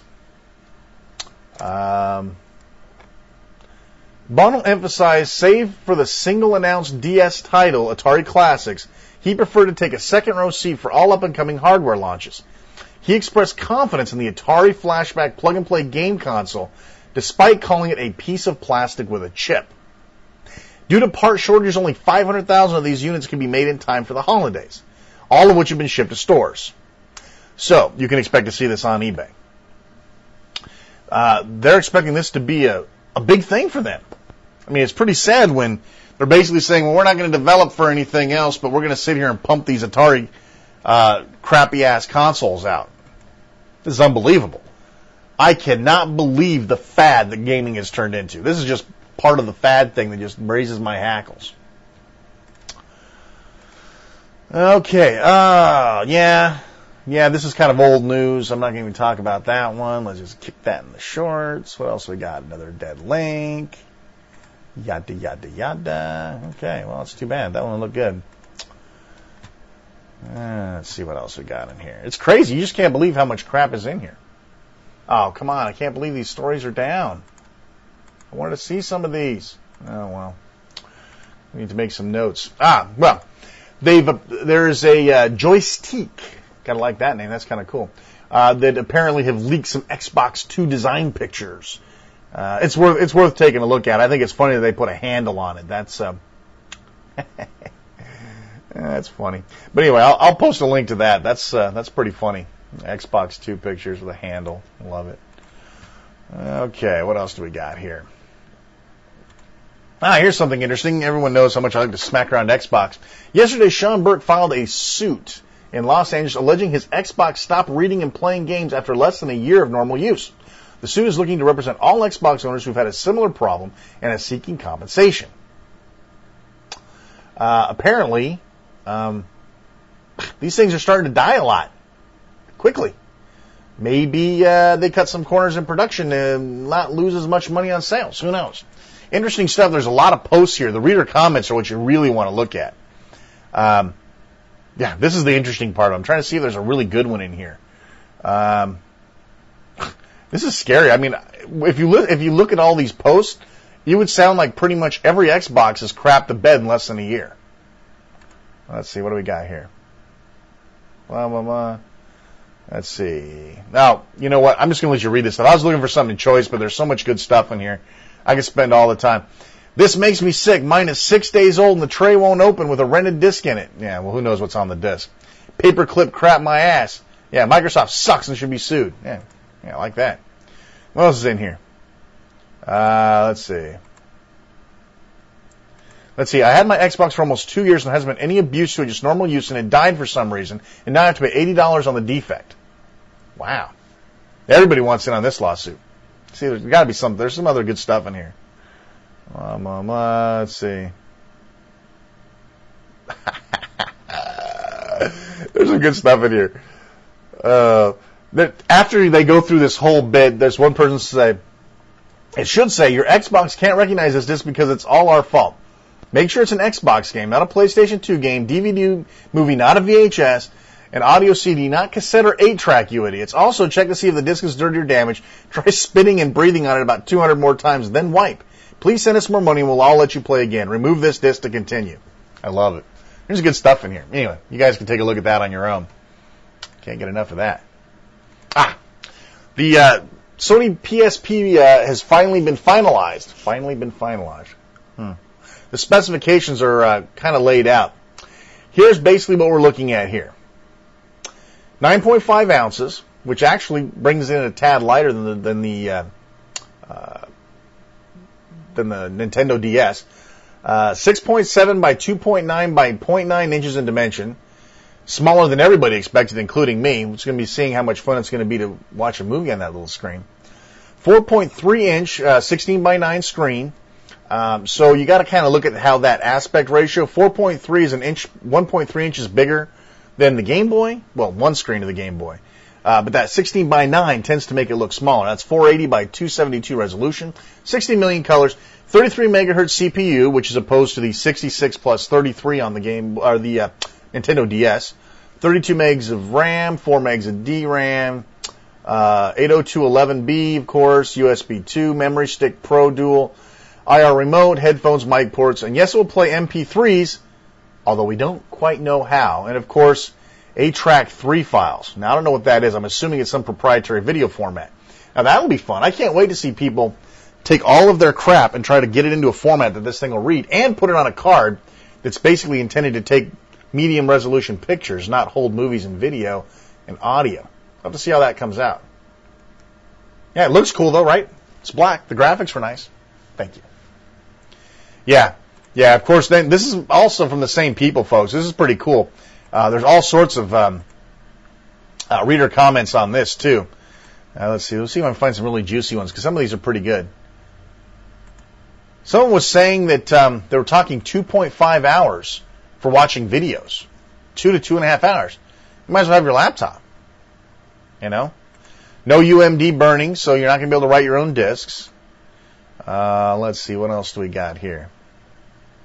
Apparently at one time the battery pack was external, and you had to strap it to your wrist. That's great. I wonder if there's any truth behind that. Okay, no, the battery pack's internal. That's pretty funny, though. Anyway, check this out. There's some good stuff in here. I like looking at this stuff. And let's move along. Still so much to talk about. Let me see if I can find what I'd like to talk about next. More links here that I've got for the Sony PlayStation Portable. This is good stuff. You guys need to read some of this user feedback. I love it. You can't pay for stuff like this. I mean, you can't pay for that stuff. Let's see what else we got. The Shoot 'em Up construction set. The Shoot 'em Up construction set. Compo 2004. This is pretty funny, folks. Shoot 'em Up construction kit was a Commodore 64 game maker, right? Sort of like Gary Kitchen's game maker, right? Except for this was pretty much designed to do straight shooters, running on the ground shooters, isometric shooters, pretty much anything you can come up with. Well, Shoot 'em Up construction sets, the competition has been running for a couple of years now, and they've actually got a whole bunch of stuff here on the site. Basically, they want you to make Shoot 'em Up construction kit games for the website. There's some interesting stuff. They've got prizes and all sorts of stuff. Let's see. Very lucky people win a prize. Send your submissions. It's kind of funny because, shoot 'em up construction set is just something you don't think about. But they've got some cool stuff on here, They've got some stuff about what they're trying to do with this. The aim of this competition is to create an astonishing shoot 'em up construction set game which looks of high quality. Low quality games are also welcome. Colorful graphics and really good sound effects. Basically, the idea is to produce an atmospheric shoot 'em up construction set game that looks appealing to others. This will be the judge's decision. For a start off, download Shoot 'em Up Construction Set from any C64 website you can find. Give you a couple resources. And they give you some rules. No enhancements or intros. Do not use other people's sprites or graphics. Instant disqualification. Entries must be in original form. No crack intros, anything like that. Files done on note makers or notepads are welcome but unnecessary. Previous entries are not allowed to be entered for this year's competition. Unreleased Shoot 'em Up Construction Set games are welcome, but they must be your own work or a friend's work. Use your imagination. Alien bashing games can be boring all the time. And they're running this up till December 29th of this month, folks. So, hey, you got some time. So get in on this. This looks like fun. I mean, I don't have time to do it. I barely have time to do the show. But in any event, take a look at it. They've got some cool stuff going on here. Shoot 'em up construction set competition. That's just too funny. Yeah, maybe I'll start from this side of the browser. Yeah, we already talked about that one. To the horse. What else do we got? No, another dead one. Nice. Come on. Yeah, here's another one of these good old retro game promo news articles here. The game is never over. Let's see. They're almost a quarter of a century old. It's better than 30 or 40 years old. But Pac-Man and Ms. Pac-Man show no signs of slowing in their quest to gobble dots and swallow ghosts. Pac-Man, hey, somebody actually looked it up. 1980, and Ms. Pac-Man launched the next year, found a new generation of fans. Market research shows that the top 5 retro games released in 2003 for platforms from Sony, Microsoft, and Nintendo included Pac-Man and Ms. Pac-Man, or both. Interesting stuff here. Pac-Man and Ms. Pac are so firmly etched in the public's consciousness that a television ad earlier this year from the Saturn, General Motors Company, did not even need to feature any of the characters from the game to be instantly recognized. Yeah, that's the one where they were running around like a top-down view, and the SUV was driving around picking up people and was making the Pac-Man noises. Yeah, too funny. There was a Hummer commercial. Yeah, you've seen all this stuff. We covered all this stuff. But very interesting. There's some good stuff in here to read about. I don't want to blah, blah, blah all the time on that. Oh, yes, World of Commodore. Now, it's probably going to be too late. It's December 4th from 10 a.m. to 10 p.m. in Toronto, Ontario, Canada. World of Commodore show. It's an expo for Commodore. Now, information about all makes of Commodore computers. The event will focus on the Commodore 64 and the Commodore 128. Nothing to go wrong there. Demonstration of the newest software and techniques, guest speakers, etc., etc. Jim Butterfield's going to be there. You either love him or you hate him. They're going to have the new Commodore people there. Commodore World Tulip is going to be there. They're going to have, Sensible Software is going to be there. That's cool. They're still around. Let's see. Demonstrations by Jerry Ellsworth on the Commodore 1 reconfigurable computer. Let's see if there's any names anybody would recognize. Probably not. Anyway, if you can get there in the 2 days that we have left, probably by the time the show goes out. It's being sponsored by one of the user groups, it looks like. They've been around, since 1979. So there you have it. Definitely worth checking out. Thank you, Gus, for that one. You're the man. Always looking for Commodore stuff for me. Yes, the Atari Anthology is available now for Xbox and PlayStation 2. I have not yet had a chance to look at it, but I will, and I will review it. Apparently, as always, they got it right on Xbox and dinked up the PlayStation 2 version. It got a 7.6 at GameSpot. Let me see if I can at least give you a list of the games that are on it. 85 Atari games, which is pretty good, including Missile Command, Asteroids, Pong. Let's see if I can see some other stuff in here I recognize. Bowling, looks like Lock and Chase maybe, or what do they call it? Dodge 'em, I think they called it. Some skating game, and I'm waiting and waiting and waiting. What else we got? Atari Football, Canyon Bomber, Adventures on here, Battle Tank, 3D Tic-Tac-Toe. Yeah, joy. Okay, well, that's pretty much rounds it up for that. I'm going to do a full review on this, folks, but I'll give you a link anyway so you can check it out. Yeah, there's some other related links in there, too. They're probably of more interest than this one. What else we got? Hey, now this is an article that I absolutely love. It's called When a Video Game Stops Being Fun. Man, I love this article. I mean, I could sit here and read the whole article right here. But I'm not going to. I'm going to read you the intro, though. Charles Dickens himself would shudder, I should think, were he to see the way young adults are put to work in one semi-modern corner of our economy. Gas lamps are long gone and the air is free of soot. But you can't look at a place like Electronic Arts, the world's largest developer of entertainment software, and not think back to early industrial age when a youthful workforce was kept fully occupied during all waking hours to enrich a few elders. There's an unhappiness amongst those, I'm kind of skipping around here. There's an unhappiness amongst those who are living that dream based on what can be glimpsed through the cracks of EA's front facade. It's a high-tech workforce is toiling like galley slaves chained to their benches. This is a great article. You just got to read it. I can't get enough of that. You'll enjoy that a lot. Still on the EA thing, so I don't want to drag it into the ground. Let's see what else do I got here. Let's see. I'm going to save that one for later. Let's see. Pinball Hall of Fame. This is kind of interesting, folks. I got a chance to look at this. It's for the PlayStation 2, which is probably the only reason I looked at it. And I'm going to probably end up reviewing this, so I don't want to talk a lot about it. But Pinball Hall of Fame is a collection of Godlib games, pinball games from like 40s or 50s up till early 90s. And I'll tell you, there's some wacky games on here.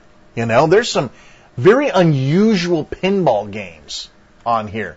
I'm trying to even think of a list of some of the stuff that are on here. But you know what's really funny is that there are a couple of modern tables, like Black Hole. They have like dual play fields, and there's one field underneath the other one, which is pretty interesting because you don't really see many of that in home collections. But then you've got these basic bumper games, which really don't. I mean, you could barely call them pinball, you know.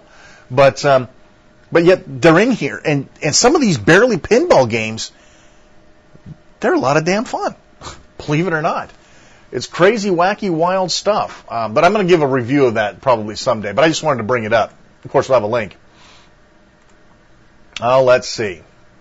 Hey, hacking the Nintendo DS wireless. This is pretty cool. Here's an article from Slashdot. Maker of the remote control program for Winamp, RMX, has been working day and night hacking the Nintendo DS and its wireless, making a custom USB power connector for it. He's been able to monitor packets over 8211B coming from PicoChat and more. That's pretty cool. It's not going to take long, folks, and we're going to be able to have you playing over wireless access points, which is exactly what the DS probably should have done to begin with. But that's pretty cool. I can't wait for that. Power Up Clothing Company. Yeah, this is one of those ones where I'm itchy. This is a company that produces shirts like Atari's, Missile Command's, Gauntlet, and you guys can check out the link here, Tempest, Cubert, and you look at these shirts and you're going, oh man, I want one of those. But you just know damn good and well that none of this stuff's licensed. You know these guys are going to be here for like a week before somebody puts the smackdown on them. I don't know. There's no way you're going to license stuff from Atari and everybody else to put on these shirts, especially on a site like this. You look at the site, you tell me whether or not you think that there's anything in there that's probably legal. Still, it's kind of cool. Moving on. Xbox Live Arcade opens. Where do you want me to start? Okay. Xbox Live Arcade service is officially launched across the critically acclaimed online multiplayer platform. And with it comes a plentiful supply of new and retro-styled games with far simpler dynamics than your typical Xbox title. In other words, they locked every developer out so that they could capitalize on the fact that it's a PC. The aim being to appeal to the more casual gamer. Instead of bothering gamers with a disc or purchase in store, God, this sounds like Steam, doesn't it? Those playing on the Live Arcade can simply download new games to order. Oh, man. Charges accrued in the arcade will be billed to the user's Xbox Live account. Oh man, I can't wait to hear about the parental screaming that goes on. With basic games costing $10, damn, that's basic games, and more advanced offerings weighing in at $20. In other words, Microsoft rapes shareware on its own to extend its own Xbox Live format. Those hoping to use the service will still need a setup CD. Well, and it's available from Microsoft for $5. What? Didn't I just talk about this? You're going to pay for the shell, and you're going to pay to use the shell. I can't get enough of this. The likes of Ms. Pac-Man, which, by the way, early reports say that the version of Ms. Pac-Man sucks. What's that all about? I mean, come on, you got a PC there. How bad? You could have gotten J-Rock's Ms. Pac. Bejeweled, Super Collapse 2, Ricochet Lost Worlds, Dangerous Minds, Hardwood Solitaire, and Namco Vintage will be available from launch, and Ms. Pac-Man also comes with a setup CD. Now, there's your $5 Ms. Pac-Man. The new additions to the arcade are promised henceforth on a monthly basis. Can you get enough of this? I can't get enough of this. What do we got here? We already looked at that one. Yeah, this was just basically a $100 million day for Halo 2. Unbelievable. I just can't even put my finger on that. Hey, this is pretty good. Joystuck. Why aren't video games funny? When you walk into a video game store, you'll notice that they don't sort boxes by genre. If they did, the comedy shelves would be completely barren. Lists of the most influential video games of all time are filled with fantasies, first-person shooters, puzzle games, and sports titles. Comedies don't even get a passing mention. Now, they do mention a little bit of Leisure Suit Larry, a little bit of Bard's Tale in this thing, but this is kind of an interesting look on it. And they're kind of right. You know? Maybe I should make a Chrono Trigger 7 game or something. That'd be fun. Trust me, that would be a funny game. Anyway, take a look at this. This is kind of an interesting slant, something that most of us don't talk about. Yeah. Along with that little article about consoles selling less, in October, U.S. game sales were up 35%. So, hardware saturation, software's coming up next. Interesting stuff. Video game sales rose 35% in the United States in October, analysts said, as the blockbuster criminal adventure Grand Theft Auto San Andreas, criminal adventure, I like that, sold more than 2 million units in just 5 days of release. That's pretty good. Citing data from the NPD Group, analysts say San Andreas sold about 2.1 million units from October 26th to the end of the month. Well, that's probably the sole reason why October's numbers were up 35%. Too funny. Anyway, interesting stuff there to look at. A few more links there for you. What else we got in here? More stuff about video game advertisements. That's good stuff. This kind of goes along with last month's rant on how advertising is going to start working its way into your video games. Oh yeah, there's some stuff in there now. But wait till it's actually supposed to be advertising. It's not going to be that occasional billboard or that happen to be in your Tony Hawk Arena Skechers ad. Trust me. Does anybody remember, this is a good point, does anybody remember that game that was on, oh gosh, I can't remember the group, Jellyfish I think it was? You Don't Know Jack? That was real popular for a few years. I remember getting in on You Don't Know Jack like when it first opened. And I'll tell you what, my wife and I played the living crap out of that game. Then all of a sudden, there was an intermission between the first half of the game and the second half of the game. Whereas you had to watch ads before you could play the rest of the game. And then it started getting even worse. The ads got longer and more frequent. Yeah, that's sort of the same thing I'm seeing here. Except for instead of saying, oh, it's just a web game, I'm getting it for free, I'll put up with the ads. You're going to get charged $50 to put up with the ads. It's great stuff. I just can't get enough of this stuff, really. I truly can't. Yeah, we already smacked around Dragon's Lair 3. Let's see what we got here. Let's see. What was this about? I'll have to look that one up. This is pretty good. Video game report cards point fingers at game industry. Yeah, can you guys get enough of this? I can't get enough of this either. For the 9th year in a row, the National Institute on Media and the Family released its MediaWise video game report card. Self-described as a snapshot of the interactive gaming industry with a focus on issues related to the welfare of children and teens, this year's report was disseminated at a press conference held on Capitol Hill. The report was an indictment of video game industry practices, especially in the area of ratings and content. The report contains that ratings are confusing and the video game industry's use of ratings is insincere. Yeah. This is pretty funny stuff in here. You just got to read this. This is one of those religious virtuoso type thumping groups that I just can't get enough of. Regarding content, I'm going to read this part of it. I wasn't going to, but this is pretty funny. Regarding content, the report goes on to reveal that it's not that every teen who plays an ultra-violent game is going to go out and pick up an Uzi. The real impact is more subtle. The result of this subtle impact? The worst effect of M-rated games is the culture of disrespect they create. Whomever tells the stories defines the culture. What do we think the effect is when our kids' storytellers are violent simulators that glorify gang cultures, celebrate brutality, lionize crudeness, and trivialize violence towards women? I would love to discuss this topic on the message forum. Why don't you guys hop over to the discussion forums and let's talk about this one? Because this is good stuff here. This is good stuff here.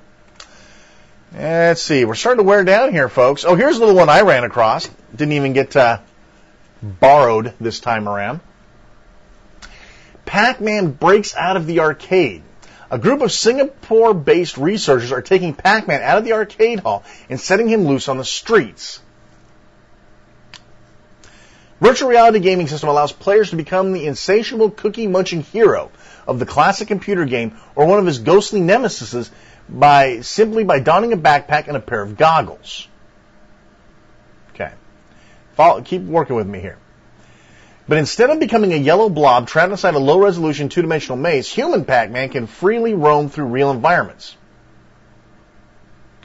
The human Pac-Man is basically a wearable computer with a head-mounted display and various sensors, which is sensing my body's position as well as the head orientation, so I know exactly where I'm at and what I'm looking at. So when we do this, we can augment the real world with virtual world, so Pac-Man becomes part of the real world. I can see cookies in front of me, and I can collect them by walking through them. You know, I saw this on Club Dread.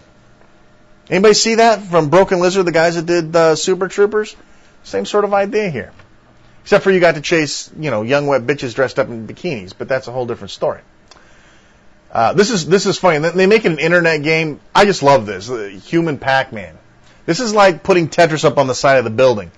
Cool, but they're going to develop a commercial, a mobile phone-based commercially available version of Human Pac-Man. Yeah, I'm sure without the headset, the sensors, the huge backpack, I think it'll be just as much fun on a mobile phone. In fact, I can't wait to go driving around downtown Phoenix with mobile phone mounted up on my. Never mind. I can't do this. I can't do this. Just move on here. Just have to move on. What do we got here? We got a couple more things. A lot of people, when you talk about classic computing, they mention the MSX, which is a primarily, considering I've never even seen one, a European and Japanese gaming console. Supposed to be pretty powerful. Haven't actually seen it. But apparently, there's a company named BASIX, hope I pronounced that right, are going to start this sale of these retro games for Windows PCs. And apparently a lot of these games for the MSX were pretty damn cool. And, because MSX was, really a big thing over here, apparently there's just not a lot of ports or remakes or emulation of this stuff floating around. So, very cool. It looks like those of you who are big MSX fans will have an option to get to play some of those games. So, hey, Japanese retro games. Why not? I'm down with that. Here's a fascinating little article called Redefining Games, How Academia is Reshaping Games of the Future. This is some pretty interesting stuff. It's a pretty long article, too. Some of the topics are planting the seed, fast forward, what defines a game, a serious narrative form, what's some of the other stuff in here? Under the influence, simulation versus reality. There's some interesting stuff. It's actually on GameSpot, if you can believe that. Pretty well-written stuff. I think most of my listeners would enjoy it. Nice little historical look. It's just interesting. I'll give you a link. Don't want to run that into the ground. I mean, it's like 12 pages long. I can't just read anything out of that. Let's see. Oh, hey, anybody remember the Vectrex? That was the home vector graphics game system. It was one of the first ones that could play like realistic versions of asteroids, things like that, because it was actually a vector graphics machine. Fetch big bucks on eBay for those things now. Yeah, but they didn't do really good at the beginning. But anyway, people are still developing for this thing. And somebody sent me a link to iCyborg. It's a new game for the Vectrex homebrew. You can grab it, I believe, let me see here. Oh, yes. They're actually making... they're actually selling it in a cartridge form, so you can't like download it and play it on an emulator or whatever. But anyway, so if you're interested in the Vectrex, there's still stuff being made for it. Actual cartridges. I think there's only going to be like 500 of these guys. I guess there's only going to be like 10 or 11 of them. Oh, special editions. Yeah, he hasn't announced the total number yet. But anyway, so. It's interesting to see that some of these really old stuff, not just like the Dreamcast, but right now the Vectrex is still being developed for. Go figure, right? Looks kind of interesting.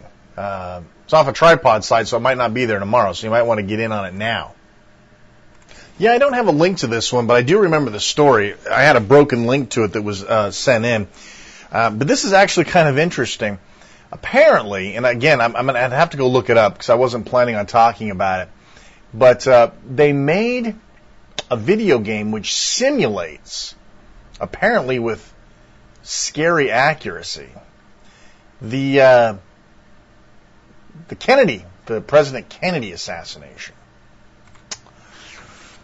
Now, I'm kind of a mixed thing. Basically, what this is trying to prove that there was no conspiracy. What was this released by, like, Halliburton or something? There was no conspiracy behind the Kennedy assassination. It was one crazy guy. There was no two gunman thing. And so they actually, if I remember the article right, I could go look for it. Search for Kennedy assassination video game. I'm sure you'd find it on Google.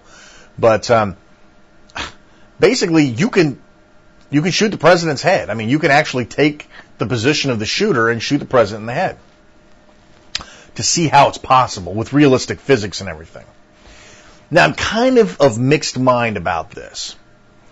One, that's sort of those kind of... Here's what it would be equivalent to. Now, we're, 30 years divorced from this incident, right? I mean, most of us were like 5 years old or something at that point, or not even born yet. So it doesn't really affect us. But if somebody right now put out a flight simulator dedicated to fully simulate the attack of the Twin Towers on the United States on, in September 11th, right? That wouldn't go over very well. In fact, it'd never see the light of day. But this is getting away with it. Is it long enough, I guess, that you can get away with something like that? Honestly, I am all for learning while having some fun. A lot of people don't even know about the Kennedy assassination. Oh yeah, it's all part of U.S. history, and we do a brief stint on it in high school. But there's been a couple movies made, but nobody's seen them. It was an important event, in our history. And to me, if you can take something and make somebody learn it, or experience it, or otherwise learn something they did not know, some sort of significant value, I think I could buy into that, At the same time, those who were alive, those who loved President Kennedy, those that basically, every single year on the anniversary of his death light a candle, this might not work out so well for them. It's an interesting thought. I'd be curious what you guys think about that. Sound off on our message forum. I'd be curious to see what you folks thought about the Assassinate the Kennedy video game. Interesting thought. Hey, remember last month we mentioned CoinOp TV, and I'm not even going to get into that, but apparently they have a new interview with Anson Sobe. He's apparently the marketing director for Jack's Pacific's TV games. Our favorite people in the world, Jack's Pacific's. Now, I haven't got a chance to watch it, but I'm going to have to watch this one, just so I can pick it apart for the next show. But anyway, head over there and check it out. So I just can't wait to watch this one. I'll probably watch it as soon as I'm done here. But new episode on CoinOp TV.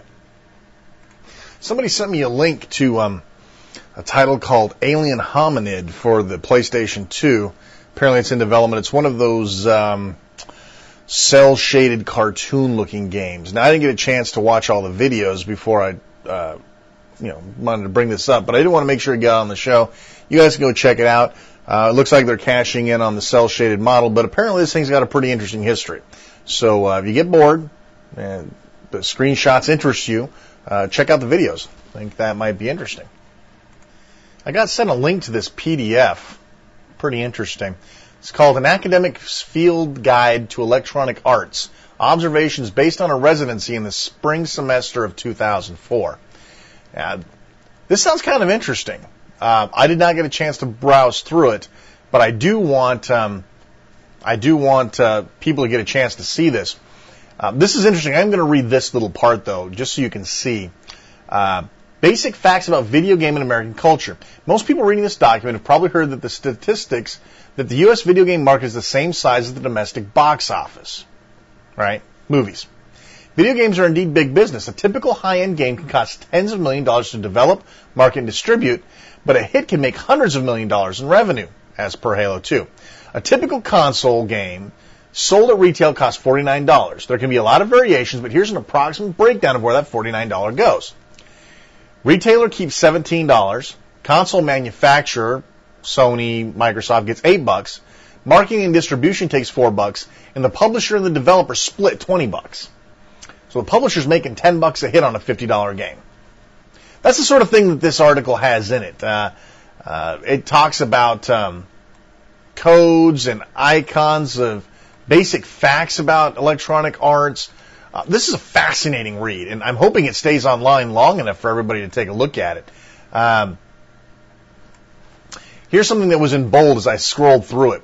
Probably the most surprising thing I learned at EA that its leaders, including its creative leaders, describe it as a packaged goods company like Procter & Gamble or Nabisco. This makes sense. EA makes a product that goes into boxes and sold at retail, so it certainly is a packaged goods company. Nonetheless, I found this an excellent way to reorient my thinking about the company. Management frequently talks about stock-keeping units, which refer to the unique product identifier, SKU numbers, when the package is sold at retail. For example, a game shipping in 5 languages, both on the PlayStation and Xbox, would have 10 different SKUs. The portfolio of products and the management of that portfolio's balance and growth is a top priority for management. Even the rank and file understand the importance of the business aspect. As one executive put it, we all agree that commerce defines success.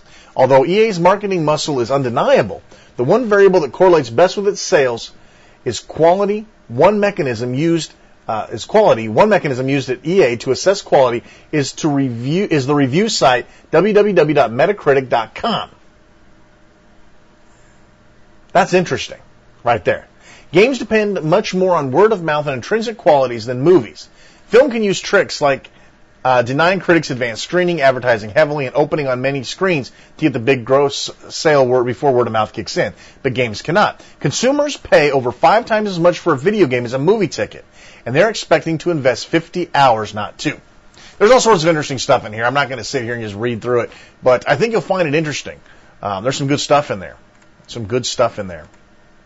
Fascinating. Fascinating reading. Fascinating. The last thing I want to talk about in Bits and Bytes is the Commodore 30-in-1. Now, we talked a little bit about this Commodore 30-in-1 previously. It's now available. It's out for sale. QVC owns the entire first run, 250,000 units of this thing. First run is totally owned by QVC. If you want one, probably before Q2, you're probably going to have to get it from them. It was made by Jerry Ellsworth and company. who did the Commodore 1. From what I understand, they've basically reduced the Commodore 64 down to a single chip. They even have interfaces inside the unit, if you want to crack it open and do some soldering, that you could solder on a disk drive and a printer into this thing. I mean, you could actually do the drive serials on there. That's amazing to me. And if you watched QVC anytime on the day after Thanksgiving, basically this was the topic of sale. And I'm telling you, it looks good. I mean, they didn't show the games that I wanted to see. I mean, they watched Pit Stop and the surfing game. But I'll tell you what, if it's close to what I saw on TV, you know, if this is the way it really looks and the way it really plays, damn, I think we've actually got a true emulated controller, and that only opens up a lot of doors. You know, we're going to talk more about this. I'm going to have a dedicated 30-in-1 review. But I'm really excited, not only because I'm a Commodore 64 whore, but because this might actually represent the first time full emulation has come out on one of these guys. And it couldn't have happened to a better computer, Commodore 64. So stick around for a future show, and we'll talk about that 30-in-1 probably next month as soon as I get my paws on one. And with that note, folks, I think that's going to wrap it up for the December's edition of Bits and Bytes. It's been a long trek, but hopefully an enjoyable one. Tune in next month, and we'll have more news and information from around the Internet and around the world right here on Retro Gaming Radio. Finally, after talking about it for a couple of months, we're finally ready to go ahead and fire up the Billy Mitchell is an Ass contest. Now, when we had the forums down for a while we were kind of restructuring and regrouping and trying to figure out whether we wanted to have discussion forums or not. And it seems that a bunch of people, when we ran our interview with Billy Mitchell last year, a lot of people didn't like Billy. Thought Billy came off as an arrogant ass. Didn't like him. Looked at pictures of him, listened to him, didn't care for him at all. Well, we talked to Billy, and this is so funny because Billy's just so cool. I mean, you sit down with Billy for like 20 minutes and you'd be like totally over this Billy's an ass thing. But he's so cool. We were talking to him at the Classic Gaming Expo 2004, and we're like, hey, you know, Billy, people think you're an ass. People think you're an arrogant ass. And he's like, really? You know, he was like taken back. So he gave us some signature Billy Mitchell hot sauce for us to give away. Now, I know that's funny as a prize, that if you can prove that Billy is an ass, we'll give you some of his stuff. Like you'd really want it if you think he's an ass, right? But we'll throw a little extra goodie in with it. We're not going to tell you what it is just yet. We'll announce that when you win. But we would like to know why people think that Billy Mitchell is an ass. Whoever comes up and tells us the best reasons, you know, comes up with the best story, why Billy Mitchell's an ass, we will award you the prize. Now, to do this, to get in on the deal, here's all you got to do. Go to the website, go to the Contact Us page. On the Contact Us page, you'll have a drop-down box that says Reason for Writing. Select Billy Mitchell is an Ass Contest from the drop-down, and then fill your story in as to, why you think he's an ass. We're going to look at them all, and on our next show, we're going to pick from all the winners, and we're going to pick all of the from all the entries a winner to decide who's going to win the signature legendary Billy Mitchell hot sauce. Good stuff here. And I can't wait to see what you guys come up with. This is going to be a lot of fun. With that being said, we have a brand new interview with Billy Mitchell. Totally fascinating, interesting stuff as always with Billy Mitchell. So here's Billy Mitchell from the Classic Gaming Expo 2004. Hope you enjoy it. This is Shane R. Monroe at the Classic Gaming Expo 2004. I'm here with the man, the myth, the legend, Billy Mitchell, and the soon-to-be man, myth, and legend, Steve Wiebe. Welcome, gentlemen. Billy, you've been on the show before. Well, my first question is it Steve Wiebe or Wiebe? Wiebe. Yeah. I keep saying Wiebe, and people are saying Weeb. No, it's Wiebe. I go, how about just Steve? Steve works for me. Yeah. I'll be known by first name basis. Yeah. That's right. So, Billy, let's start with you, because we got to talk to you. Everyone, as you know, for some reason thinks that you came up arrogant on our last show. Well, what's everyone? Do you have their names and addresses? I'd like to have it. I bet you would. Go to RetroGamingRadio.com. Go to where we download this show, and it has a feedback section. And it does have the real name, of course, because people hide under pseudonyms. But it's you too. When I did the interview, you said, "Come on, push the issue." That's right. I'm simply going by your advice. We thought the interview was fine. I thought so too. I didn't understand. Have you been told that from other interviews or other sources? No, and actually, like right after I would set a world record on more than one occasion, I said, I'm sorry, I can't talk to anybody right now, because you're full of yourself. Of course. And a day later, you're sort of even keeled, and I mean, I wish people could see right now. You're laughing. He's got this big old shit. He's all kicked back. He doesn't look like stuck up. Like no, not at all. I guess maybe somebody you have to meet. But in any event, we don't care whether they think you're arrogant or not. Life's we been wanted good. you to back. Yeah. So tell us what's been going on this year for you. Well, in the business world, in the video game world, in like the interview world, like people with like smut stations trying to interview you, or which one are you referring to? Smut stations. Playboy trying to interview? No, I was talking about what's the name of your guys' show? No, I'm just kidding. Oh, I see how that's going to be. No, it's gone great. What I liked is more and more we're starting to dwell into the world of CPL and things outside of classic gaming. Believe me, classic gaming is my favorite, and it always will be. But you meet a lot of neat people in the other world. I find that, like when you're dealing with first-person shooter people, it's like real intense. So it's less social.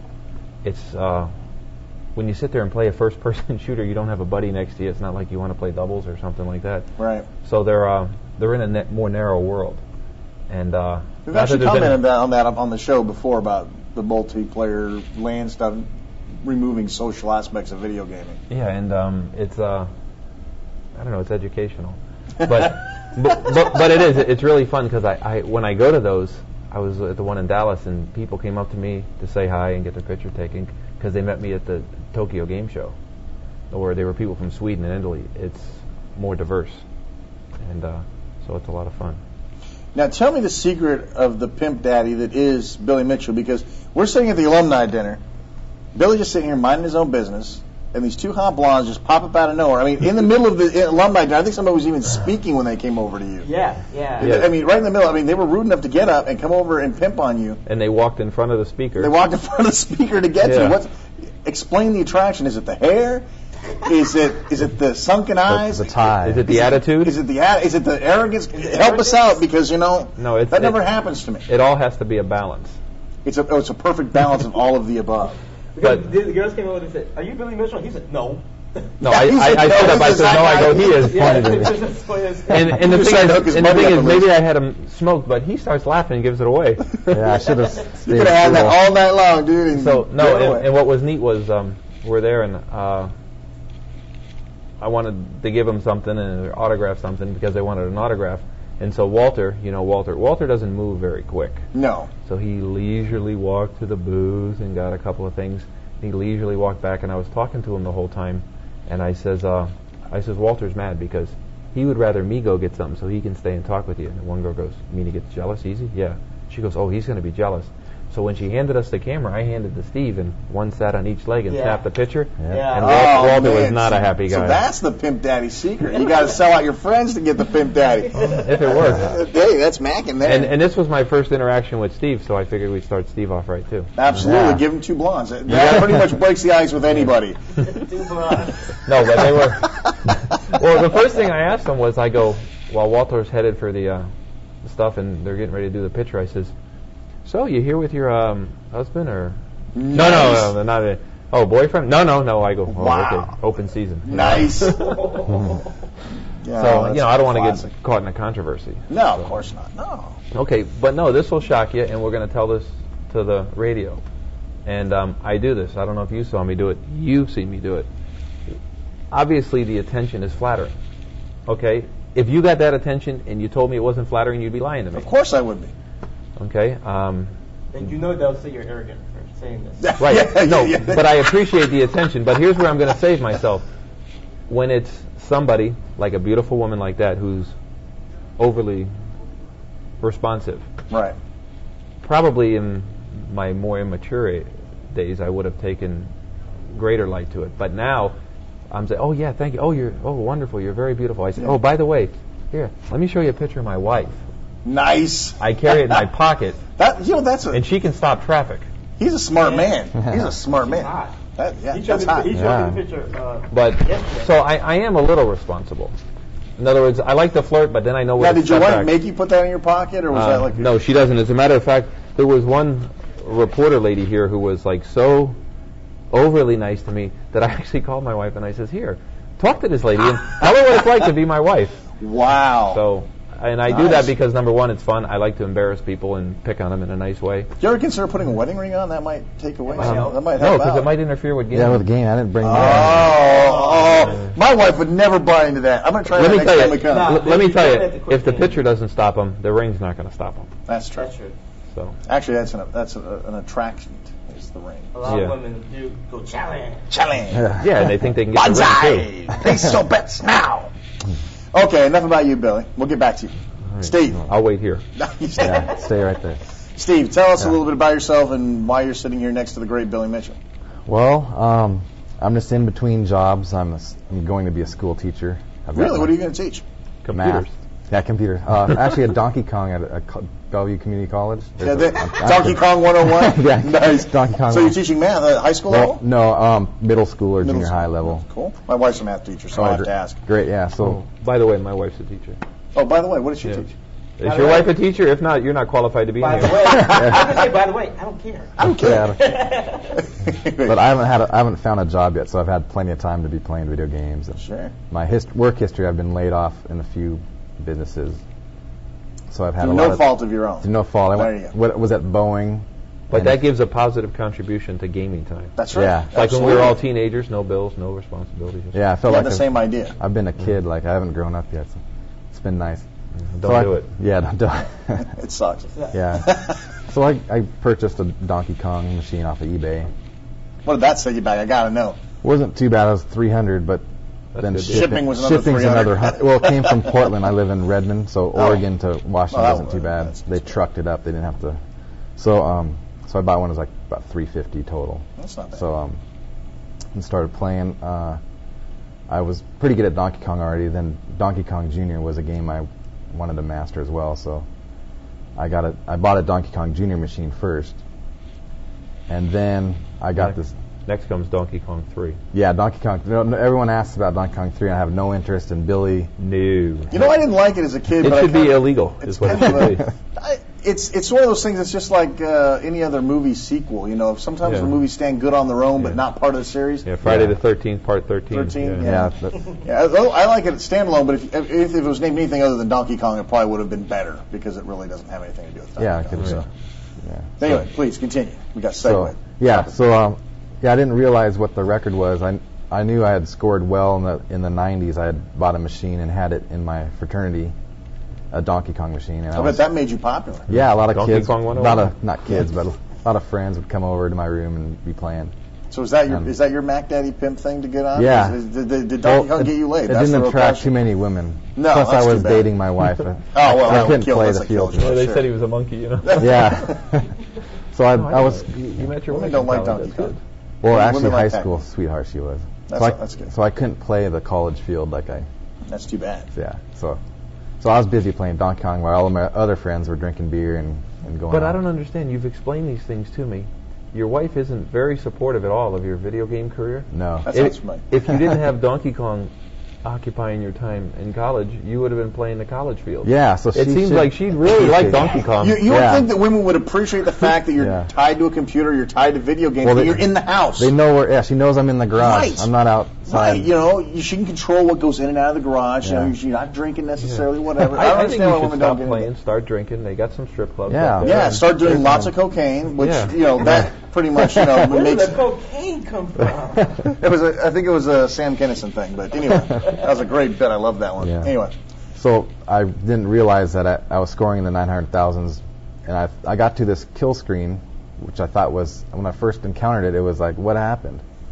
Yeah. I don't know, when you were in public when you first got it, right? Yeah. And what was your first like, reaction? It's like, what this happened? Machine break? Is this something Yeah, wrong? because nobody had ever been there, and I go, well, I don't know what happened, man. I was on my last guy, and you couldn't see it happen again. Yeah. Maybe I got hit by a barrel. I didn't even see it. I thought it was an invisible barrel. Yeah, I was going, this is getting hard. it does the whole death routine and everything. It doesn't just hang or lock up. Yeah, when you run, because both of us, we would run, and you run nonstop, and you're always at the same point, always. So then you go, what happened? So then I says, I'm just going to avoid that ladder, and he still hit me. Yeah. I mean, Yeah, and the thing is, when people like yourself say, well, describe what happens. Is it like wild barrels all over the place and you just can't get away? Instead of describing, it's easier just to say, yeah, that's it. Yeah, that's what happens. Yeah, it's easier than the truth. It's just like you're hit with something invisible and you die. And you restart the level, or is the game over, or what? Well, if you have another guy, you get to die again. Nice. Yeah. If you don't move, do you still die? Yeah. Oh, well, that sucks. That's pretty messed up. So if anyone can get by that screen, I think you're offering like 100,000, right? Well, no, but I'll do it over the air right now. We're going to talk 100,000 for that screen. 100,000. Just like 100,000 if anybody thinks they can beat a perfect score on Pac-Man.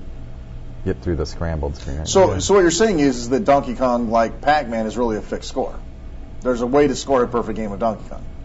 I don't think. Yeah. No. Because there's a random element. You get 300 for a barrel, 500 or 800. I suppose if you got all 800s, well, and then so there's no way. I thought that the points were up if you were closer to the barrel when you jumped over it. I thought if the closer you are to the barrel when you jump, or the more near miss that it is, the more points you got. You thought wrong. I thought wrong. That's what I thought. See, it shows what I know. I do know how to play infinitely on 50 cents on Donkey Kong Jr. though. Oh, you know that. You know I know that trick. That's a great trick. The suicide jump? Yeah. I love I need to be shown that trick. Did you come up with that? I'm sure I read it in a book. Well, I stumbled into it. I mean, I didn't create it. It was like, wow. And then I told Nintendo, and this is back in 1982, and they go, yeah, we did check into it. Do us a favor. Don't tell anybody about it. Man, I already told magazines about it. It was too late. All the arcade owners would come back to you. Hey, you owe us money. Yeah, and it causes all kinds of odd things. I mean, I don't know how much you've done it. Really? Show me. Yeah. I mean, I've actually seen the birds fly backwards. Oh, really? Yeah, you got to I've done that. Does it only happen later on? No, it happens right on the first round. Two players. You'll die. Right. It'll put it back to the other player and give you your man back. Right. Yeah. And that causes weird things to happen. I've never saw it cause anything weird. Oh, yeah. Weird. They never fixed it then? No, I don't. It's difficult to do. It's very hard to do. So I don't think it affected their income any. And I don't want to say the video game companies are only about money. No. We don't say things like that here. No, interesting. So anyway, continue with your story since we got delayed here. Yeah, I was scoring in the 900,000s, encountered this kill screen. I go, well, I have to get to that level again to see what happened. And the next time I got there, I had 2 men, so I was killed twice.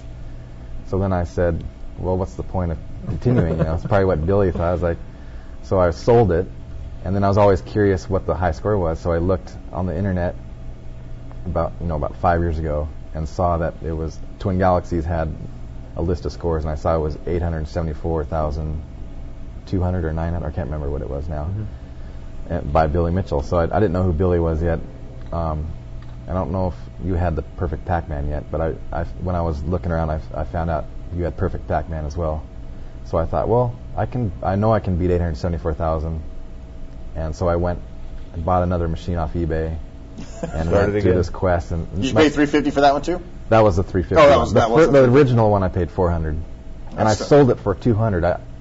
But first you bought a Donkey Kong Jr. or first you bought a Donkey Kong? The first one back in 1990 was a straight Donkey Kong. Oh, okay. And so now you have a Junior. Now I have a Junior with the Donkey Kong board, and then I can swap. Yeah, because in the picture they took with you, it was a Donkey Kong Junior. Yeah, cabinet. I wish I had the. But the boards are interchangeable, so it's easy. By the way, you can also interchange the Donkey Kong 3 board.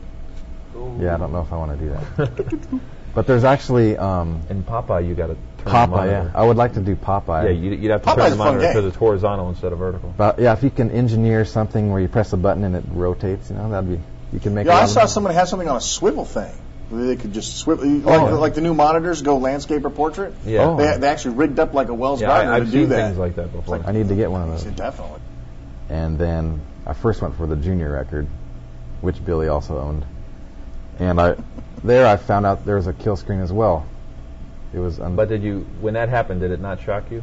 Did you sort of expecting it? I knew what had happened. I thought they might have fixed that in this version, but of course they didn't. Wow. So I was going full speed, not scoring points, and I only had like 600,000 or something, 650,000. And when I got to the kill screen, and I saw Billy had 957, so I was going, boy, there's a lot of points to be scored here. Yeah, actually, I only got to level C. Level 18. So you had a couple more levels. So yeah. So is it the same level? Yeah, 22. But they number them. There's a. That's what happened. Yeah. Yeah, what it is you go through levels 1 through 9. Then there's 7 black levels. Then A, B, C, D, E, F, I don't know why they did that way. But Yeah. So they count the levels in hex. Yeah. Nice. Oh, okay, that's what they did.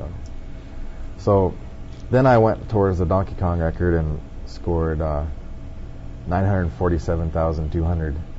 But that was on a Donkey Kong Junior board, which when I purchased it, I made sure I talked to the designer, Scott Brazington, and I said, I'm going to be going for a record. Is this the exact gameplay? He said, of course it is. He's not going to say not, because then he won't have any sales. Right. So you got to be careful where you get your boards. Yeah, right now there's so many bootleg versions, so right. There was a lot of discussion going on about how it was already verified by a referee at Twin Galaxies before he knew of the existence of a double Donkey Kong. So there was always the, when you're gonna take back a record, there's always a little bit of, if you don't want to do that, you might raise a red flag, like, what's going on? They're taking records away. So there was a little bit of hesitation. So I think they went ahead and reclassified it under double Donkey Kong. I don't know if they ever actually did that. But I went ahead, when I found out their double Donkey Kong was not exact gameplay, I went and bought an original straight Donkey Kong. And then scored 985,000. So that pretty much eliminated any double Donkey Kong controversy. So that cleared the air. And then I went ahead and I was still going for the million. Billy was in the process of working on his game for the million. He's been doing it for probably a year, right? That's the secret from that, right? No, that's not the secret. But he was really secretive. He wasn't giving anything away there. So. No, these guys know me. I don't give out information. Yeah. My part-time job's like with the CIA because I'm very qualified. So after 985,000, I got 999,500, which was just like a fireball hit away from a million. That was probably on like around July or June 29th, right before July 1st.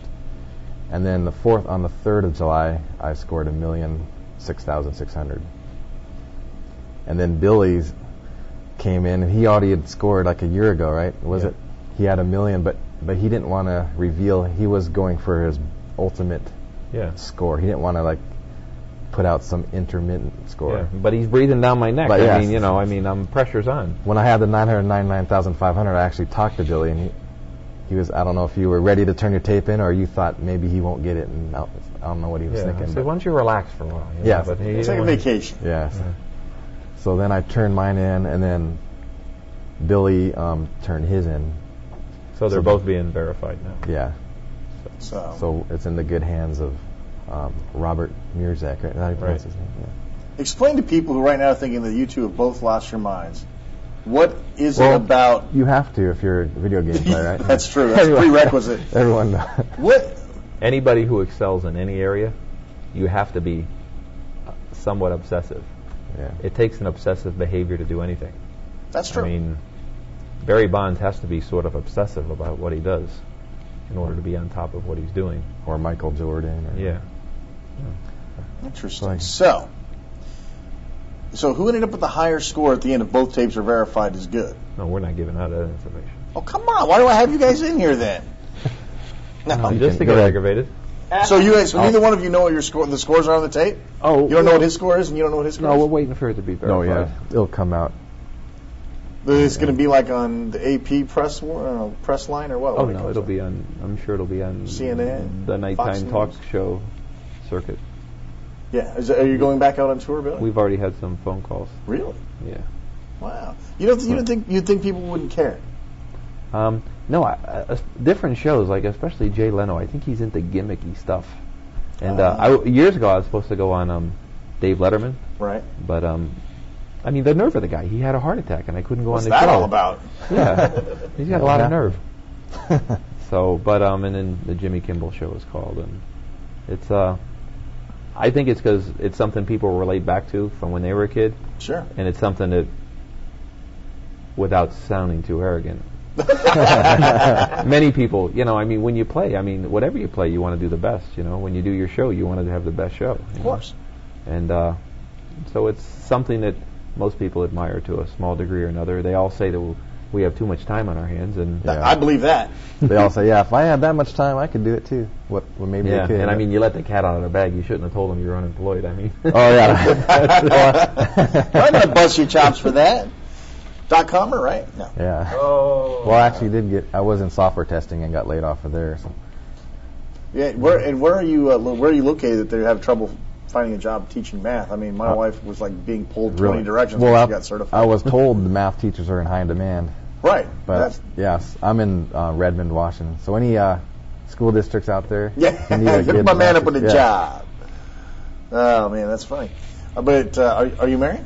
No. You're married. Right? I wanted to score some babes too, so I took. So you took the ring off. Did you tell your wife that you're wearing the 50-mile wedding ring this time around? Yeah. After 50-mile radius, it just falls out. Yeah.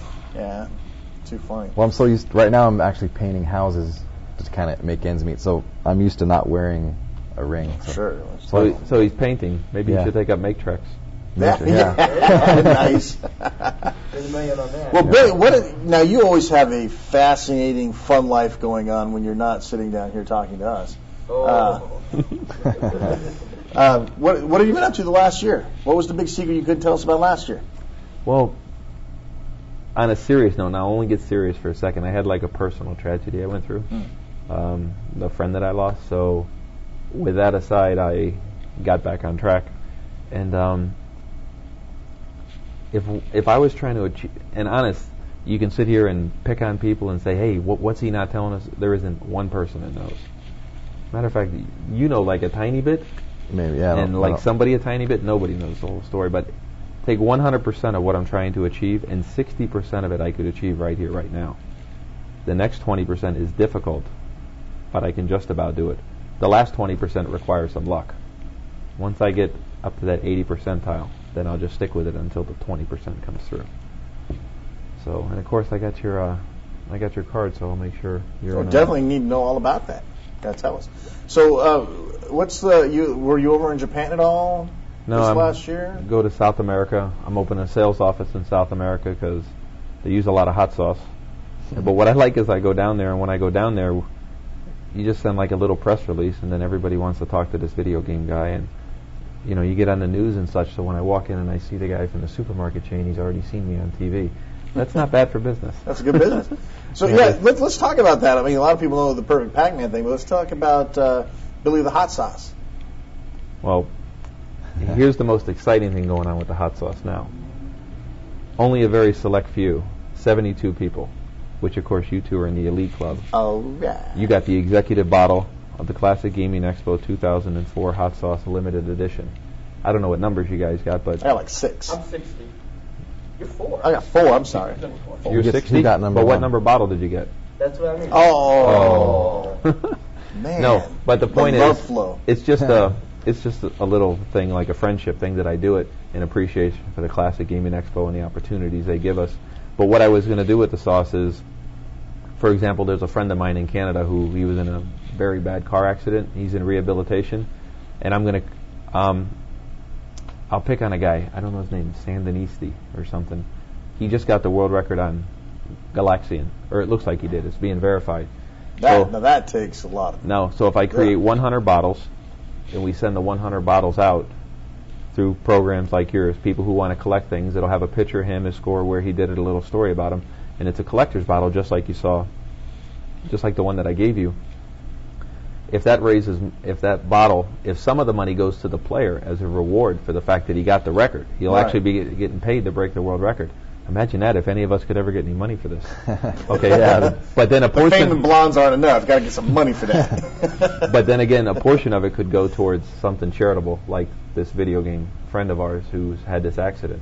That's a couple of different ideas that we're working on. And the last idea is, there's great players, like there's guys in Japan and South America, there's Sweden, Finland, and they're really good players, but they don't have the means, basically the money, in order to come here.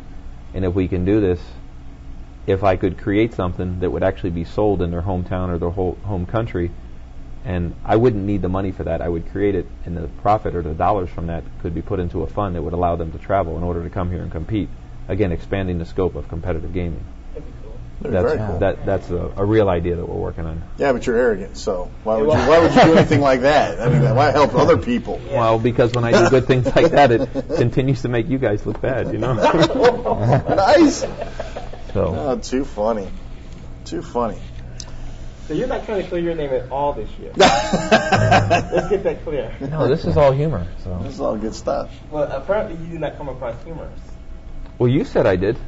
I thought you, like I said. We're sitting here laughing our asses off, but for some reason they're going to hear something different. I don't know. Yeah, they're just taking it all too Well, you know, seriously. you guys could like stick up for me a little bit. How many times have we got to say it? Why do you think we're doing this right now? That's right. Well, I don't know. I met Steve here for the first time. Have I been like a bad guy? No, he's been great. But when we met you last year, you were great.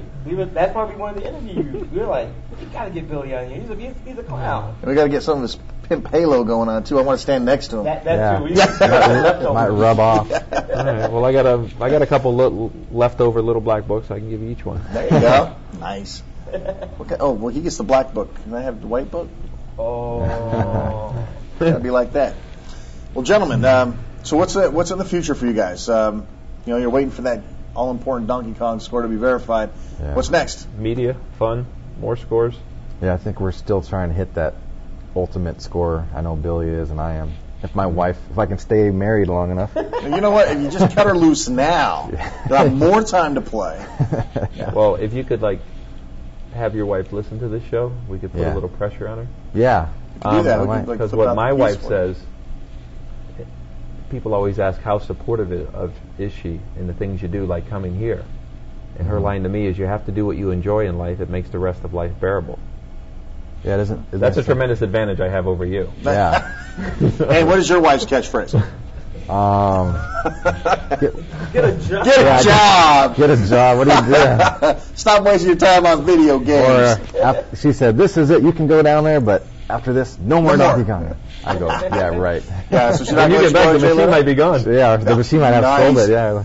She probably put it out in the front yard with a sign on it for free. Yeah. Free to good home. Or she'll take everything out of it and make a planter or something, or a fish tank out of it. Yeah. Too funny. So, do you guys have any games that you're specifically going to be working on after this little event's over? Well, I got a that you can divulge, of course. Yeah. It would seem as though I've possibly found a little something that somehow over all these years we missed on Miss Pac-Man. And it could mean the difference in a world record, if I'm right. Interesting. And I am wrong sometimes, even though you tell me I'm not. I am. So don't try to say that I'm not. So what is that? He won't tell us. No, it's. He'll tell you after he says right. There's a randomness within the game that creates points. It's the randomness in the fruit. Control Maybe the there's randomness. something that's not quite so random about it. Yeah. So he's looking. That'd be great to find out. Yeah. That'd be very cool. That'd be like finding the deep secrets of the Aztecs buried in underground pyramids or something. Only, Right. And it's not something that someone could tell by watching you how you did it, right? Correct. So his secret will never be let out of the day. But it's. Nice. I mean, what you want to do ultimately with these games is put up a score that you say to yourself, it doesn't matter what I do, nothing. There's no way I can ever beat it, because all your skill and all your luck falls together at one time. Because then you don't have to play anymore. Yeah, you can go on to other challenges like. I want to see you play Popeye. Popeye. If I can make a request, I want to Popeye's a good. I want to see you get a high score on Popeye. All right, It's just for you, we'll do Popeye. All right. Buy him a machine. No, there's no way that. No. Yeah, get it from Portland. He's the one that's making hot sauce. Yeah, you don't see Retro Hot Sauce Radio going on. Well, thanks, guys, for dropping in. Anything you guys want to plug? You got something coming up? So plug the hot sauce. No, if Walter doesn't... well, see, the reason why I never talk about the hot sauce is because I'll look on a forum and I'll see, oh, Billy, his only reason why he plays games is because he wants to get on there and sell hot sauce. If you got up there and bought a bottle of hot sauce from me, the total number of hot sauces I would have sold related to video games, if you bought one, would be one. I mean, I give a lot away, but it's just fun, I guess. But everyone needs a hook. What I should do is, if it isn't all gone, I should give you guys a couple of the collector's bottles here, and then you could give them away on the air. We can do that. Whoever calls up and says I'm the biggest SOB, give them a bottle. Okay, let's put out a thing right now saying whoever could prove to us and give us send us an email proving how arrogant Billy Mitchell is. Yeah, what did I say? Win a free bottle of hot sauce. Well, you can't hear me. I'm not on mic. Well, he'll be able to hear you. They can hear you. That's the challenge. Yes, we're gonna put together a challenge. Billy Mitchell's gonna donate us some hot sauce to give away to the first person that can convince us. Retro Gaming Radio that Billy is arrogant and using us. That's right. That Billy is using us to sell hot sauce. We will give you a bottle of hot sauce. Yeah. And you got to explain how I'm using you. I mean, all weekend long, you've been talking to me about coming in here. Finally, your goon over there just grabbed me around the neck and dragged me in here. Yeah. So he wasn't knocking on the door. Let me in. That's right. We got to get this squared away. Well, guys, thanks so much. Good luck to both of you in your future high scores. Right. Good luck with your marriage. And getting a job. Good luck with getting a job. Billy, good luck staying married with the halo of trim that you have around you. Big thanks go to Billy Mitchell for dropping with us at the Classic Gaming Expo 2004. Always a good sport, always a good guy, always ready to give us a little bit of insight on what's going on in his world. We appreciate that a lot, and we appreciate him donating the prize for the Billy Mitchell is an Ass contest. What a great sport. We here at Retro Gaming Radio are pleased to announce the reopening of our discussion forums on the web at RetroGamingRadio.com, hosted by my sister site, MonroeWorld.com, which is a shameless plug for that. I have a website dedicated to helping my fellow man. I review products, suggest hardware, software, do all sorts of good stuff to try to help people out. And so off of that, I have a discussion forum, and Retro Gaming Radio shares space with that site. And for those of you who are brand new to Retro Gaming Radio, you're probably wondering why we haven't had forums. I mean, everybody has a forum. Just like everyone has a stupid blog, everybody's got a stupid discussion forum. Okay? Now, about a year ago, and you can, if you've got the archive discs, you can go back and look at this stuff and see, why we closed the message forums down to begin with. And the only reason we brought them back up is because we finally figured that we had figured out a way and got the right software and gotten the right mindset to where we could open the forums again. And we're very happy to do so. They've taken off wonderfully. We have some great discussions going on up there. Always interesting stuff. And I would recommend, if you are not a member, to go ahead and sign up over there. Hop on and lurk around a little bit. We have areas for modern gaming as well, off-topic flame war stuff. There's a huge religion debate going on up there now. So it's not just retro gaming stuff. And it's nice to find kind of a new home for chatting about different things. And it's kind of nice. I mean, I do a lot of discussion about like the Nintendo DS and the Game Boy Advance and PlayStation 2, some of the areas that I do play in the modern gaming world. We talk about that. So it's really nice that we had a chance to put them back up. Retro Gaming Radio made a little bit of money last year. We sold a lot of Year 5 DVDs. Seemed to be what everybody wanted. And we've taken that money and reinvested it back into the show and paid for the software, the discussion forum software, real powerful stuff, lets us do whatever we want, which is something we could not do with PHP BB2. And there's all sorts of other stuff that goes along with that. But in any event, the forums are back up, and we definitely recommend that anybody who's a real big fan of the show go check that out. Get up and talk with us. We'll sit and yap with you. We check the forums a dozen times a day, as most people do that are members there, because the traffic is really good. So definitely check that out. We're happy to have the forums back. We welcome all of our old members as well as our new members. So welcome back to the message forums. Yes, it's time once again to reveal yet another Easter egg on the Year 5 Retro Gaming Radio DVD-ROM. This time it's number 2 of 8. It can be found on the May 2003 show screen. Put your mouse pointer between the words flashback and none, and then drag your pointer down about an inch, and you will find the secret hidden lucky spot that will take you to a collection of the sound bites, the original unchopped up sound bites that we took from one of the Classic Gaming Expos. Some were really funny. Especially, I think, trying to get Rick Dyer to remember that it was Retro Gaming Radio. Good stuff. Definitely check it out. We'll be back next month with another Easter egg revealed on the Retro Gaming Radio DVD-ROM. This month's shareware title we look at is a game called Mad Cars from Real Lore Studio. If the name sounds familiar, Real Lore, we looked at their game Aqua Words a few months back. Got very high ratings from myself and my wife. Good game. We still play it today. Mad Cars let's be honest, Mad Cars has been done before, and I loved it the last time I played it in DOS when it was called Death Rally. And just to give you a basic overview of the game, it's a top-down racer. The screen scrolls around, and your car stays rather centered, and the other cars can drive off the screen. You have machine guns, you can drop landmines, you can pick up a couple of different weapons and armor for your car. You can trick out your car. Basically, you win races, pick up money. It's got a little bit of like Nitro. If you played Nitro on the Amiga, it's kind of similar to that vein. This game's been done before. I mean, let's be honest. Death Rally, Nitro, Roadkill on the CD32. Chances are likely, if you came from any other background but the PC, you've probably played this game before. If you did not come from another background and Windows PC gaming is the first you have, for computer gaming, then this is going to be a brand new game to you.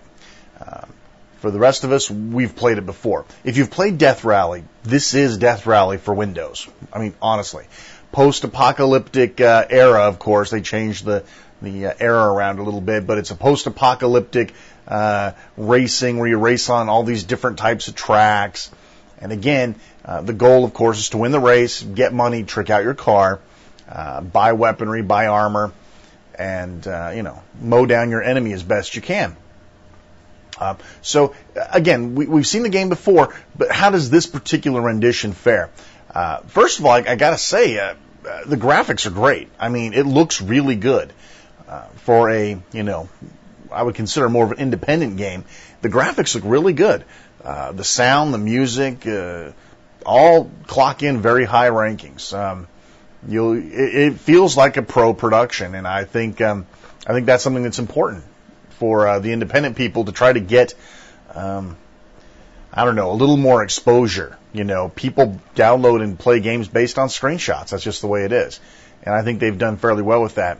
The menu system works out. They put some thought into the UI. And the game itself is, it's, as I've said, it's Death Rally.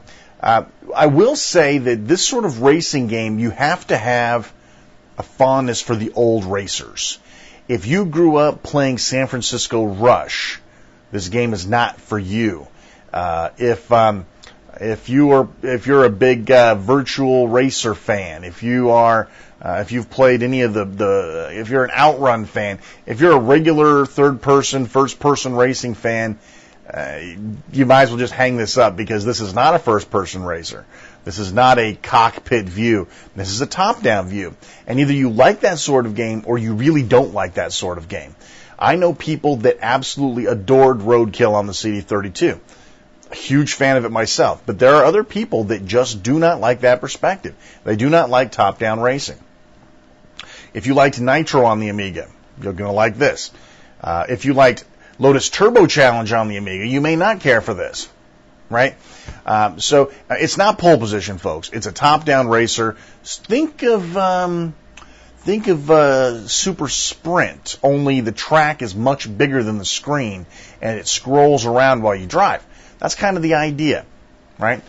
And again, the object of the game is to blast the other guys. There's two basic modes in here. One is a death arena, and you play within the arena, and then you've also got the championship, quote, racing mode.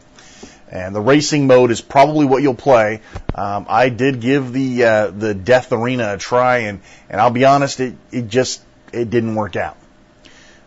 Now, what makes these sort of games work are one of two different things. In Roadkills, or skid marks, I don't want to leave out the super skid marks people, right? But in those sort of games, the real flavor of the game was speed. Whipping around those tracks like a mad dog. With Roadkill, it was turning into the corners, turning out of the corners. I mean, just smoking 60 frames a second, mad racing skills, right? Avoiding the walls, avoiding the spike zones, right? Real fast and furious action. In Death Rally, the game was a little more subdued, but there was so much to see and do, You could race different cars, and really the tracks were very interesting, well laid out. They had these weird parallax effects in Death Rally, right? That as you're racing around, the large rock formations would parallax scroll with the tracks. You know, there were a lot of reasons why other games worked out and how the top-down racer actually kicks off. The problem with Mad Cars isn't the presentation. It's a beautiful game. It's not the sound or any of the visuals or the environmentals. It's really a matter of the speed. You know, we've been jacked up so much on gaming, over the last 20 years that the slow turning, slow moving of the cars, for a lot of people, it's probably totally cool. And maybe as I would have improved in the game, I would get faster cars and faster tracks. But overall, the cars kind of lumber along. You don't feel like you can get out from in front of a car if he's blowing you away. It's, I don't know, it's missing that feel to it. Now, the good news is you can try it for free. See if it's your cup of tea. Maybe that era of gaming is supposed to be that way. Maybe the way that the cars move. But for people who came from like the Mario Kart background and the Roadkill background and the super skid marks and the real fast action, this may bug you. I loved Death Rally. It was so unique for its kind, for its time and the kind of game that it was. We didn't have top-down scrolling racing on the PC. The Amiga had it, the NES had it, Super Nintendo had it, Genesis had it, but PCs didn't have that. So Death Rally was, I keep comparing it to Death Rally, I know, but when you look at this game, if you've ever played Death Rally, you're going to go, damn, that's Death Rally. And it is. If you played and loved Death Rally, this is your game. But again, I've been so conditioned to fly on the seat of my ass like a mad dog around these tracks that this is almost too slow. It's almost too slow. Now, I only got to play it about an hour. I went through the options and I tried some of the different game modes, and I played a couple of tracks and whatnot. And again, if this sounds like your kind of game, then it does it well.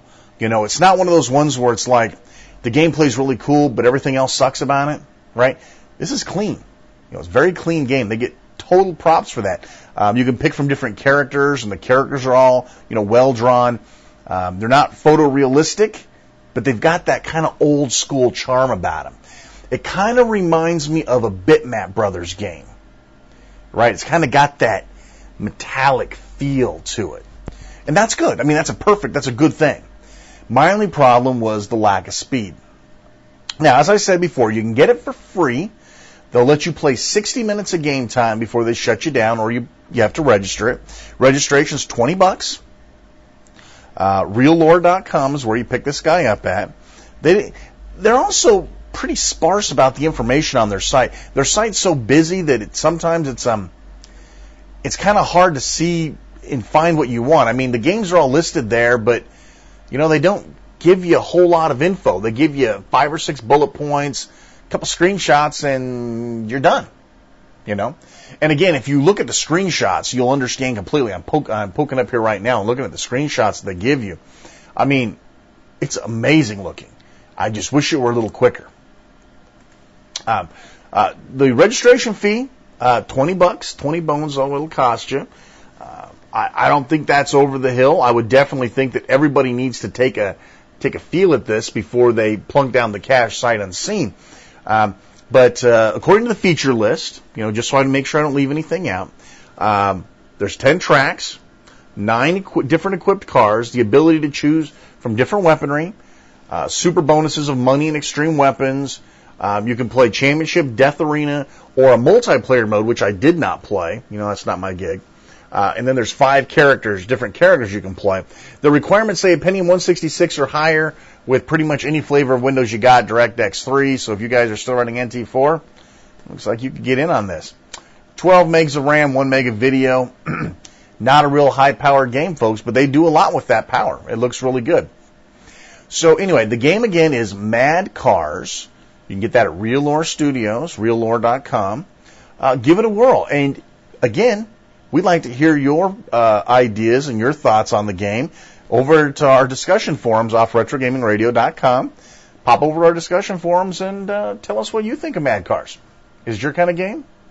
Let us know. That'll wrap it up for this review of Mad Cars from Real Lore Studios. That's going to wrap things up for the December 2004 edition of Retro Gaming Radio.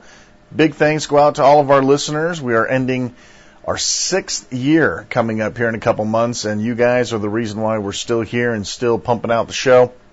I'd like to thank speedhost.com for their endless supply of bandwidth it seems like we use for the show and its related stuff. We'd like to thank all of our support groups like Retro Gamer Magazine, Digital Leisure, everyone else who lets us have some product and lets us regurgitate it on the show for you. And we've got a very special goodie coming up for you this month. Hopefully you guys have stuck around and listened. If you're not signed up as a studio pass holder, you might want to do it now to make sure you don't miss anything this month, if you know what I mean. Anyway, this is Shane R. Monroe at Brian Kid Hype Smith behind the mixing board saying until next time, keep it retro.